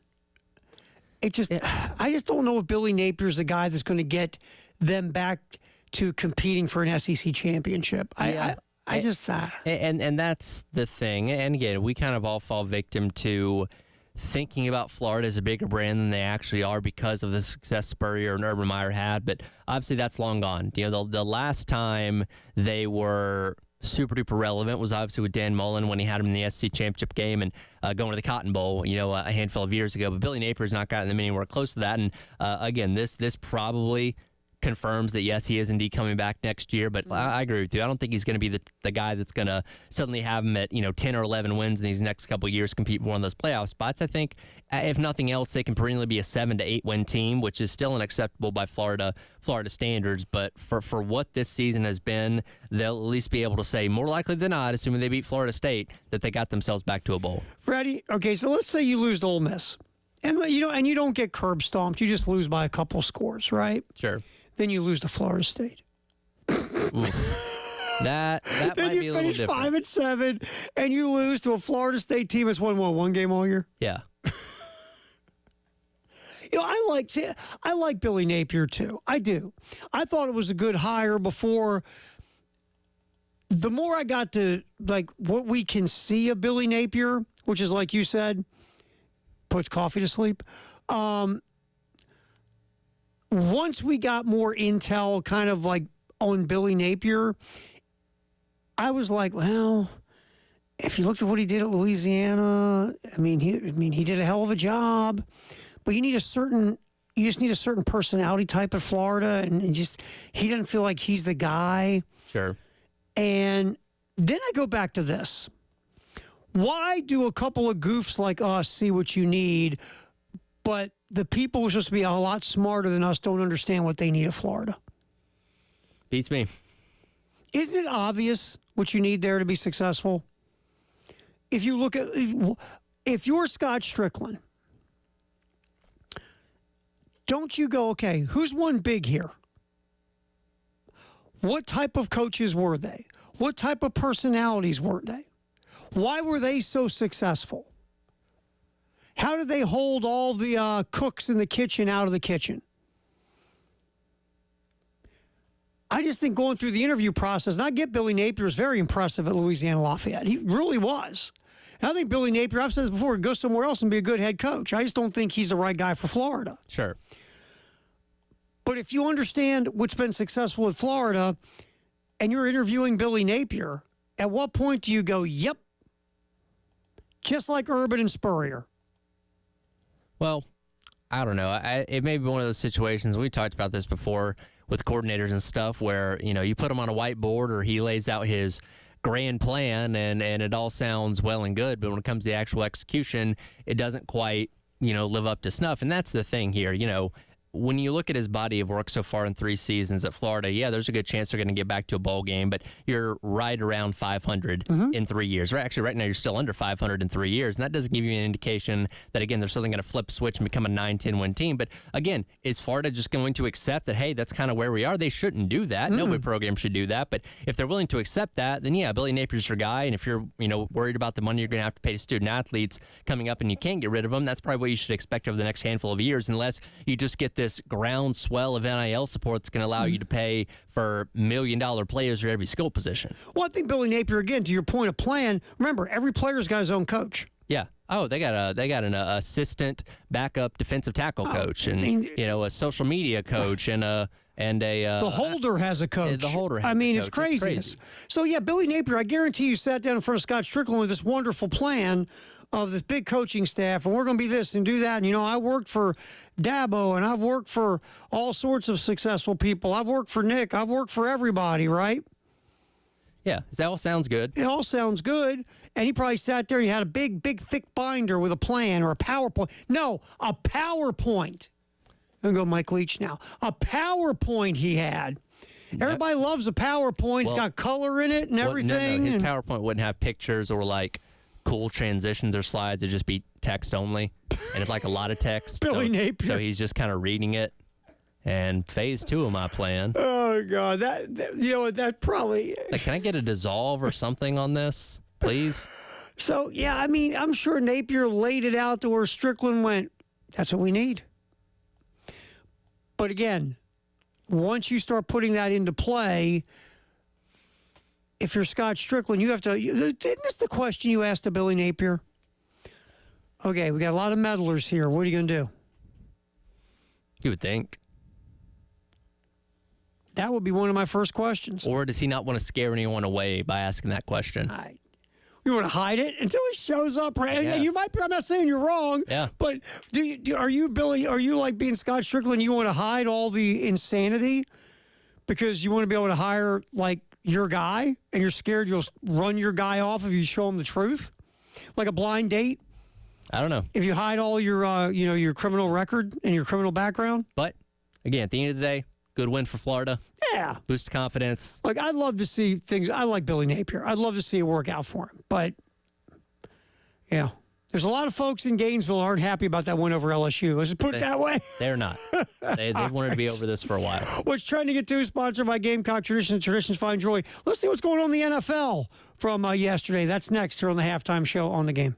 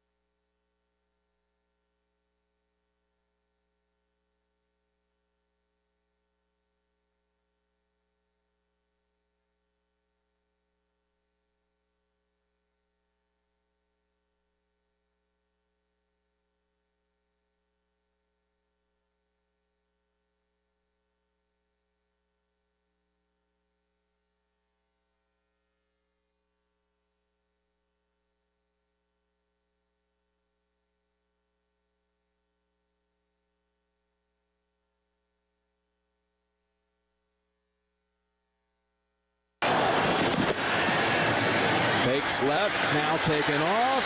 Gonna run for it. He got it. And there he goes. Inside the 10, the 5. Oh, the play of the year in the NFL. Yeah, it was a pretty big play. That's from CBS, correct? That's correct. Jim Nantz. Jim Nantz on the call. Tony Romo was, just trying on some new sketchers. He wasn't available right there. But that's Josh Allen scoring the game-sealing touchdown. And now the Kansas City Chiefs are no longer unbeaten. What's left of the 72 Dolphins are popping champagne and smoking Cubans. Yep. As that record stays intact. Buffalo 30, Kansas City 21. It didn't take a genius to see this one coming. No. Look, Kansas City's been skating on thin ice this entire season. They found ways to win games late with their defense. The week before against Denver, they obviously blocked the kick, which helped them out. The loss was coming at some point. They've not been playing their best football, but they're just such a talented team. They found a way to wiggle themselves out of scenarios, but they finally ran into a team that was just really better than them. Yeah, I mean, Buffalo's at home. Buffalo's 8-2. And again, this is a team they've had trouble beating in the regular season the past handful of years. The Allen Mahomes saga belongs to Allen in the regular season. It's those postseason games that Mahomes keeps getting. I was getting ready to say, this is the outcome we see in November. We know the outcome in January. Which very much like your Ravens, it's like, fantastic, let's beat them in January. And that's my point. If I'm a Bills fan, after I jump on a table or wherever the heck they do, my thought is, hey, it's a really nice win. How about we do that in January? Because I think Buffalo is right where Baltimore is, and we'll get to the Ravens in a minute. It's about January now. Yeah. Everything's about January with the Buffalo Bills. And to the point where the Bills they've had them. Overtime game, the crazy back and forth from a couple years ago. Tyler Bass missing the field goal last year. Like, you've had perfect positions to beat this team. You've not been able to do it when it really counts. So, again, fantastic win yesterday. Ended the undefeated streak. Like you said, the 7-2 Dolphins are smoking the Cubans and all that kind of stuff. But beat them in January when it really matters. Get yourself either at that point to the AFC Championship game or the Super Bowl. Yeah, I mean, look, is Josh Allen right now, and you obviously don't vote for it right now, but if you made the votes right now, he'd be the MVP of the league. I get it. And that there would be your MVP play of the year yesterday. Yeah, I mean, I get it. He's playing really well. He hasn't been the turnover machine he can be in the past. I give Buffalo props for winning that game yesterday at home. Sure. I do. But in the big picture, do it in January. Well, it's that simple. And that's the thing, is we've been talking about the entire season when it comes to Kansas City skating by so many teams. It's very reminiscent on what some of those great Patriot teams were, where, sure, you have the 16-0 team that obviously lost to the Giants, but there are plenty of years where the Patriots weren't like overtly dominant, and they weren't manhandling everybody. They were finding ways to win in different ways, and when they got into the playoffs, they just kicked it into another gear, and you feel like that's going to be Kansas City's case again this year, where, the regular season is all that impressive, but they've done more than enough to put themselves in position to make in the postseason, probably as a top seed of overall, if not one of the top 2 seeds, and again, just something about this team in January and February, they click it into another gear and go on another run. Remember last year, they were struggling on offense, the receivers were dropping everything they threw to them, they got to the postseason, all of a sudden the receivers dropped nothing. They didn't have any receivers last year. Right. And look what happened. They won a Super Bowl. Yeah. I mean, Patrick Mahomes threw a terrible interception early in that game yesterday. It was it was not a good decision. It was a poor throw, and Buffalo turned it into points. And then Mahomes had the pick at the end when they're just trying to get back in the game. Yeah. But Mahomes is not Mahomes. I mean, he's still got that magic where when you really need him, he finds a way to make things happen.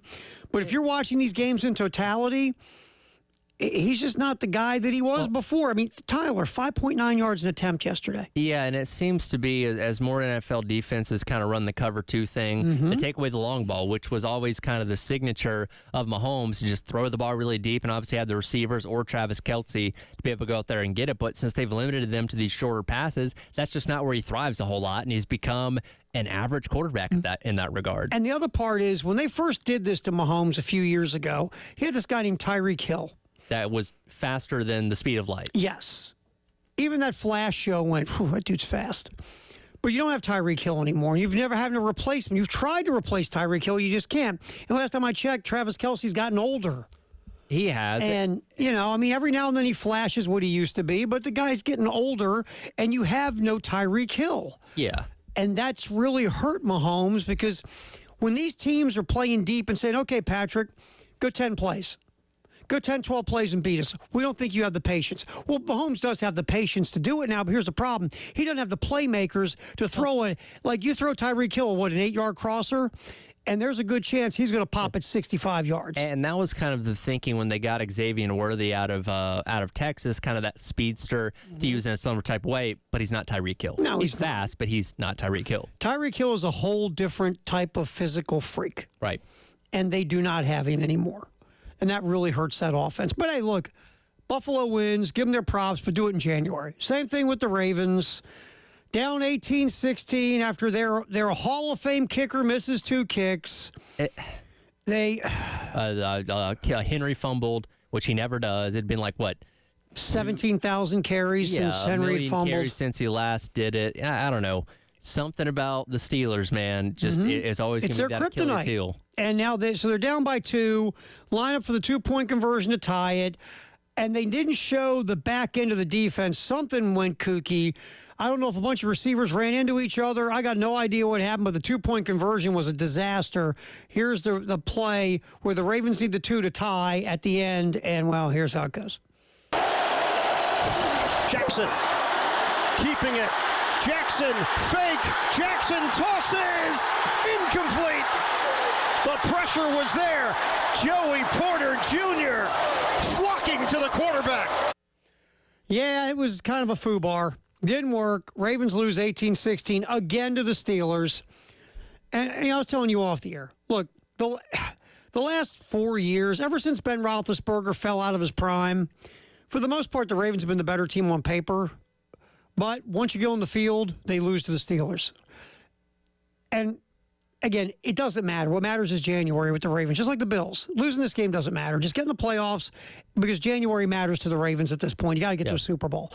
But here's the thing with this, just to focus on the Steeler thing. And this pains me to say as a Ravens fan. The Steelers are just a more physical team. Every time they play, and every time these two teams play, they play the Steelers style. And like you were joking, 18-16 is such a Steeler-Ravens score. It is. You will find the most obscure score you've never seen in your life in this game. And the Steelers basically, it's like a basketball game. The Ravens and the Steelers will play, and this game is always played at the Steelers' tempo. I don't care if it's in Pittsburgh, Baltimore, Alcatraz, Pluto. It's always played the Steelers' way. And the Ravens just aren't, and again, it pains me to say it, they're not built for the rock fight now against Pittsburgh anymore. Right. They just aren't. They're a different team. The Ravens are more talented. The Steelers are more physical. And the Ravens lose the physical fight to the Steelers now. And they find ways to lose. Like I say, Justin Tucker, he doesn't miss two field goals in a game. The most efficient kicker in NFL history. Misses two field goals. And then the Ravens, I don't know, they brain cramp. Derrick Henry ran the ball 13 times yesterday, averaged 5 yards a carry, had a 31-yard run. Why did he only carry the ball 13 times yesterday? Lamar threw at 33. Derrick Henry ran at 13. Why?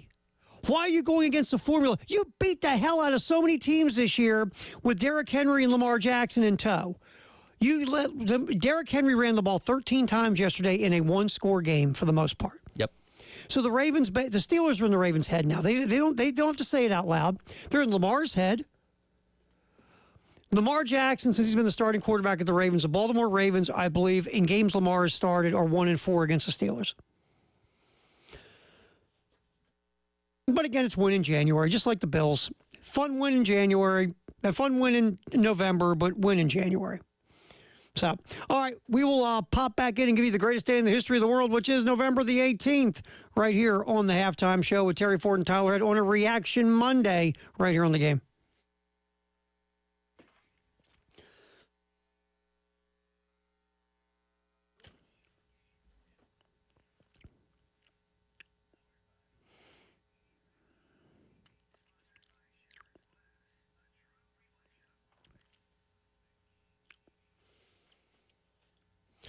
You don't have to believe me because I'm just a paid schmo on the radio. But just make this call. Find out for yourself. Call 803-978-2025. That's the number to the Nest on Gaston and the Vista. If you want to do things to your home, like maybe new appliances, do some different stuff in your kitchen, new fixtures, new lighting, maybe a nice tub in the bathroom where you can just chill and bubble bath, just call the Nest. They have almost 70 years experience there in all these departments. You call, get a hold of one of the experts, say, okay, I'm looking to, maybe do this or that, and here's my budget, and here's my vision, and just come in for an appointment. Again, don't believe me, just go in for the appointment. That showroom is crazy fantastic. You will find what you're looking for in your budget being guided by an expert. Again, just don't believe me, go for yourself. 803-978-2025. Make the appointment. Go check out everything they have to offer at the Nest, 1331 Gadsden Street in the Vista.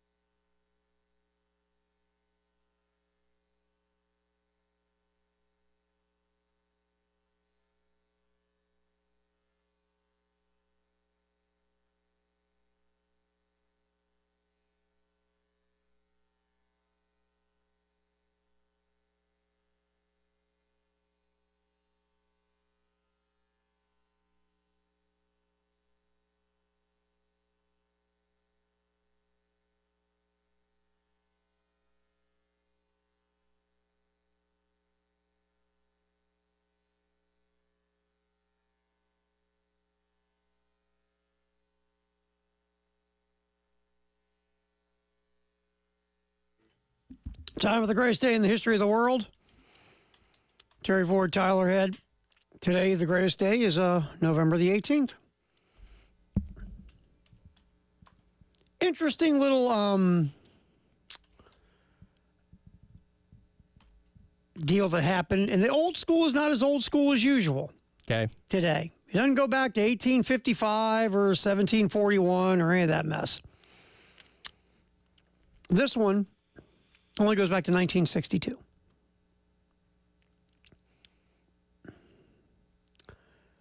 Bill Wade of the Chicago Bears throws for 466 yards and 2 touchdowns.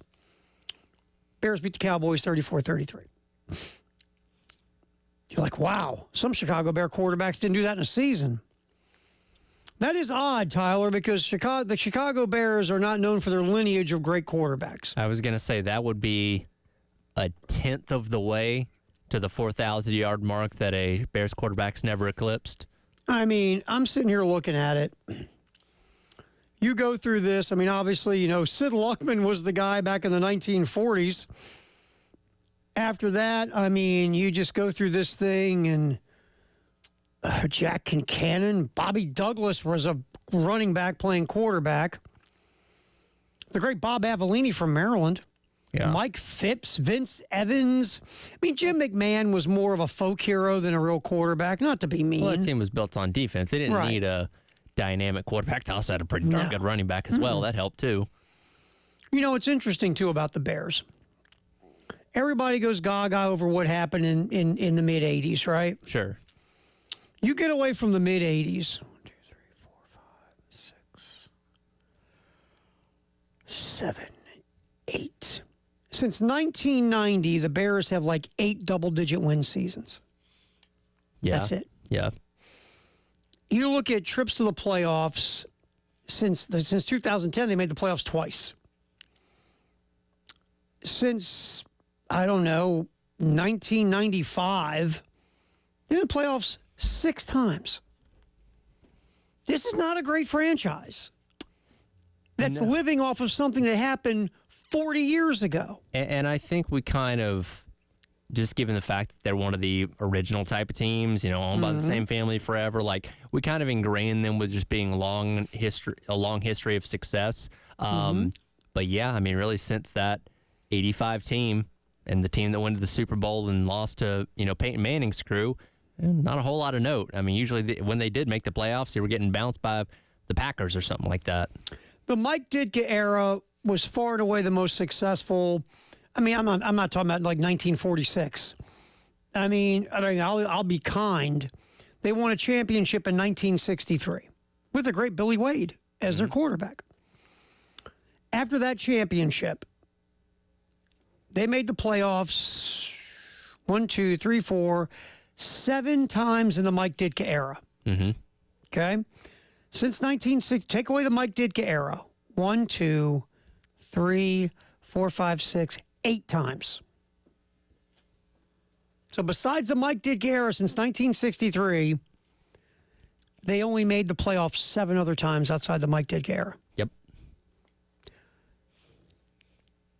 That is a franchise that, besides Ditka, has not been able to get out of their own way since 1963. Well, I mean, think about their last handful of head coaching hires. You wouldn't necessarily say any of them were slam dunks initially. I mean, I get it, like Matt Nagy, when you hire him, he's coordinating one of the best offenses in the NFL, but yeah, he's also under Andy Reid. So how much of that was actually his success? And again, even retaining Eberflus this past year was questionable at best, and they're still kind of churning in the wrong direction a little bit, despite the fact that Caleb Williams has started to play a little bit better, but they just haven't had that coach that can lead them. It's funny. Lovie Smith is like the closest to any other success. He only made the playoffs 3 times, lost a Super Bowl, somehow got there with sexy Rexy Grossman.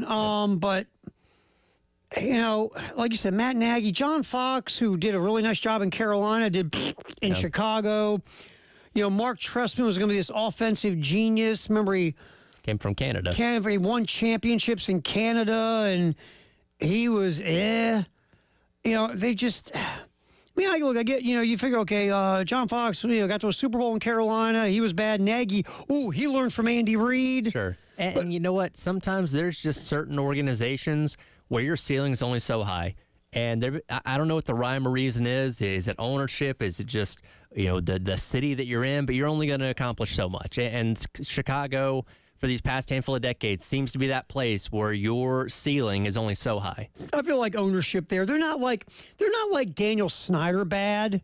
They're just bad. Yeah. You could be a nice person and be bad as an owner. And I think in Chicago, it's just bad ownership. Let's think about since they went to that Super Bowl back in the 2006 season. Obviously, Detroit had a long history of being bad. They finally resurged and look like one of the best teams in the NFL as of right now. Packers have obviously won a Super Bowl, been to several NFC championship games. Even the Vikings have had their ups and downs, but they've made championship games, as well a couple times since then. It's just the Bears have not come anywhere close to any of that. Yeah, I just think it starts with ownership. I really do. And it's not just like, okay, we're purposely bad or we're meddlers. It's just bad ownership.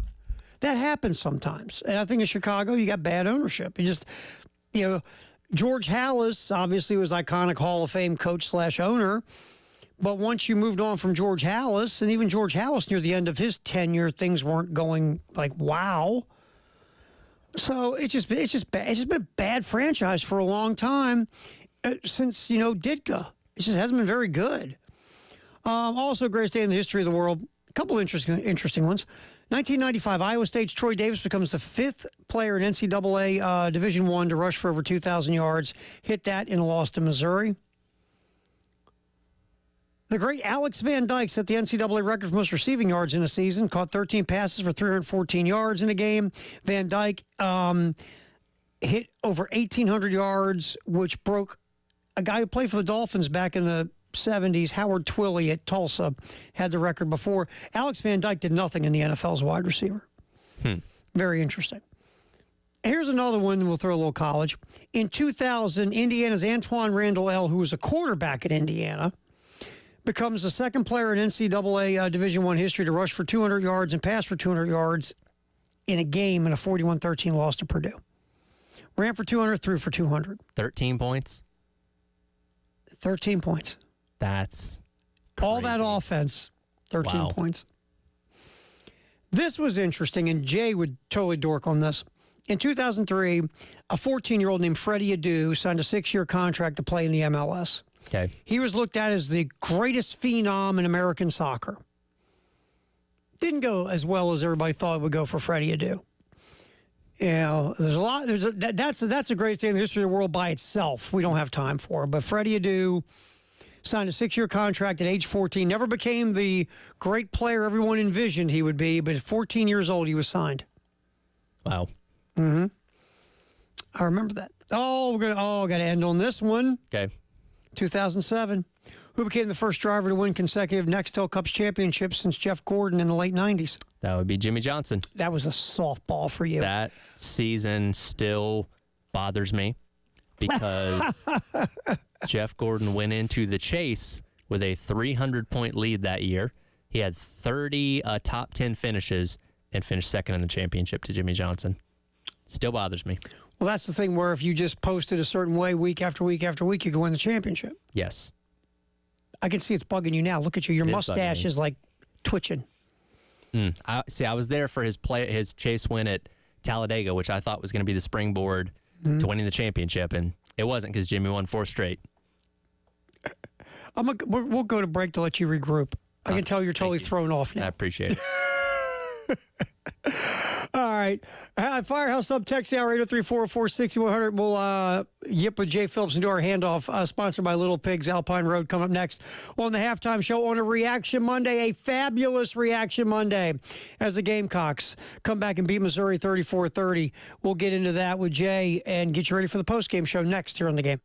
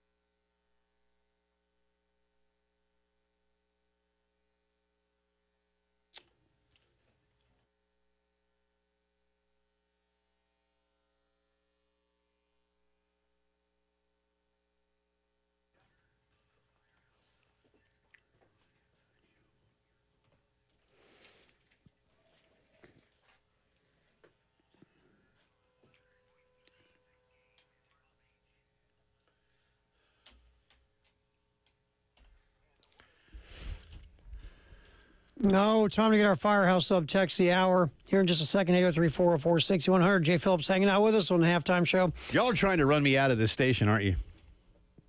Yeah, for a while. That noise, that's not, you only do that as soon as I get here. And nobody can hear it. Our listeners, thank God, can't hear it. Mm-hmm. But I did this, was it Friday? Thursday, because we were out of the building Friday. Mm-hmm. Thursday, there's something going on in the basement of our building. And and for like 20 minutes, it sounded like just some tone. Can I one-up you? I Please. did 10 minutes with the fire alarm going off last week. Oh, dude. Yeah, By myself, no less. that was bad. I had to do my little corporate call. Tyler was doing the, they asked. But you're supposed to evacuate. Oh, we didn't. I did my corporate call, and he talked on the air. We were like, yeah, whatever. Well, that noise you're hearing, I'll be honest with you. Right before you get here, Tyler hits a loop of a sound effect. I believe you. Yeah. I'll say, Jay just came in the building. believe you. I pipe it in. Yeah, we just piped that in to drive you insane. Well, it's Is it working. working? It's working, brother. By the way, The other day was like 20 minutes. I was seriously, I was ready to Tyler, throw stuff. I get a text from Jay. What did you say to me? I probably can't repeat half of it, but I was miserable. It was awful, dude. It was absolutely excruciating. Something about something about the sound doesn't stop. I know people. I'm gonna get my friend Rocco. Yeah, to do my something friend about Rocco. It. Yeah, it was Like the end of Cat. Get that from Caddyshack. At the end, My when friend Judge Rocco, like, hey, Moose, Rocco, help the judge find his checkbook. So Moose and Rocco are always my boys. Oh man! Anyway. The sad thing is, I've told you before. I really know people that will take care of that for you, and all you got to do is give them a case of Schaefer beer. They still make Schaefer? I don't know. I'll get him something. One beer to have when you have less than $5. I'll splurge, man. So Jay has his Broncos long sleeve shirt on. I think it's rather rude that yesterday Bo Nix decided to have the game of his life against the Falcons. I think Bo Nix yesterday, without question, became the best quarterback. I don't want to say in the history of the NFL because John Elway played for Denver. So I'm going to go 3. Yeah, I'm going to say John Elway, then Montana, then Bo Nix, then Tom Brady. Yeah, that sounds about Better right. than Bubby Brister? Tebow's not in your top 5? Y'all know I was at the game when Tebow in his first at-bat over here at Segra hit a home run, man. I was like, of course Were you he here did. for that? Nettie and I went. My daughter, who's now over in Athens in school, but we were there. You were there for that? Sitting in the right field seats. Oh, nice. And I was like, no. When it was Oppo too. It was an Oppo shot. And I was remember like, it. Yeah. I was like, no way, no. So funny. The hype machine just exploded. Yeah. So Speaking of explosions, so Missouri scores with about a minute left. What was going through the mind of Jay Phillips on Saturday night? well, can I back you up a little bit? And by the way, Tyler, you and I should have done something for that game. I didn't even think about that. I didn't think about it until after the fact. Yeah, but sorry. I'm not eating what Elijah ate. No, that's fine. We could have done something. Terry said the same thing. We got to think about these things. Anyway, He wouldn't bet me for the Ravens for some reason. well, we didn't Anyway, bring it go ahead. up. You got to bring it up. I'm not a gambler. I'll back you up a few minutes because as we talked about, my biggest fear did, in a sense, come true. In this, and what I mean by that is Eli. And I don't want to. I got a big open here. I'm going to do so. I'll save some of it for everybody, so you can probably hear me lose my breath a little bit. But I knew he would scheme against what Carolina does, and that ultimately it was going to pay dividends for them. And I remember telling my wife, I was like, this is not shaping up well. Now, I didn't really see, I thought what they might be able to do, Terry, is go on a game-winning drive. The fourth down to Bird, that was a big play. And that had to hit. That had to hit. But, like a lot of people have said this weekend, that was 2 next-level players making a play. Absolutely. And Kilgore just... You got beat. I think you need to. Well, he lost where the ball was. Yeah, you need to turn and find the ball. You got to find the ball, and he just didn't find the ball. He was in position to make a play. You got to turn and find the ball. You got to know where the ball. And Burden just took it in, and so I said on Twitter, if it helps answer your question, I'm not sure this is the exact answer you're looking for, but I said, and look, I don't hide the fact that I want them to win. It took a year off my life. That's what I said. I get you. That's what I said. Because I just you knew they were going to come out with something. And I was watching Josh Pate's show yesterday, And I agree with him. Missouri absolutely played their best game of the year Saturday night. Well, I give as much as it pains me, Drinkwitz credit for they found something that worked and stuck with it. Absolutely. They didn't try to get all weird. No. Eli Drinkwitz said, we've got maybe 3 plays right now they can't stop. We're just going to keep running to stop them. And they couldn't. Yeah, but they got the ball last. Sometimes that's the thing that gets it done. What you got coming up, man? A lot more on this and the chaos that is the SEC. It's fun. Tyler, nice work, man. We'll get you mileage for that drive from Newberry. All right, halftime show tomorrow. Post-game show's next on the game.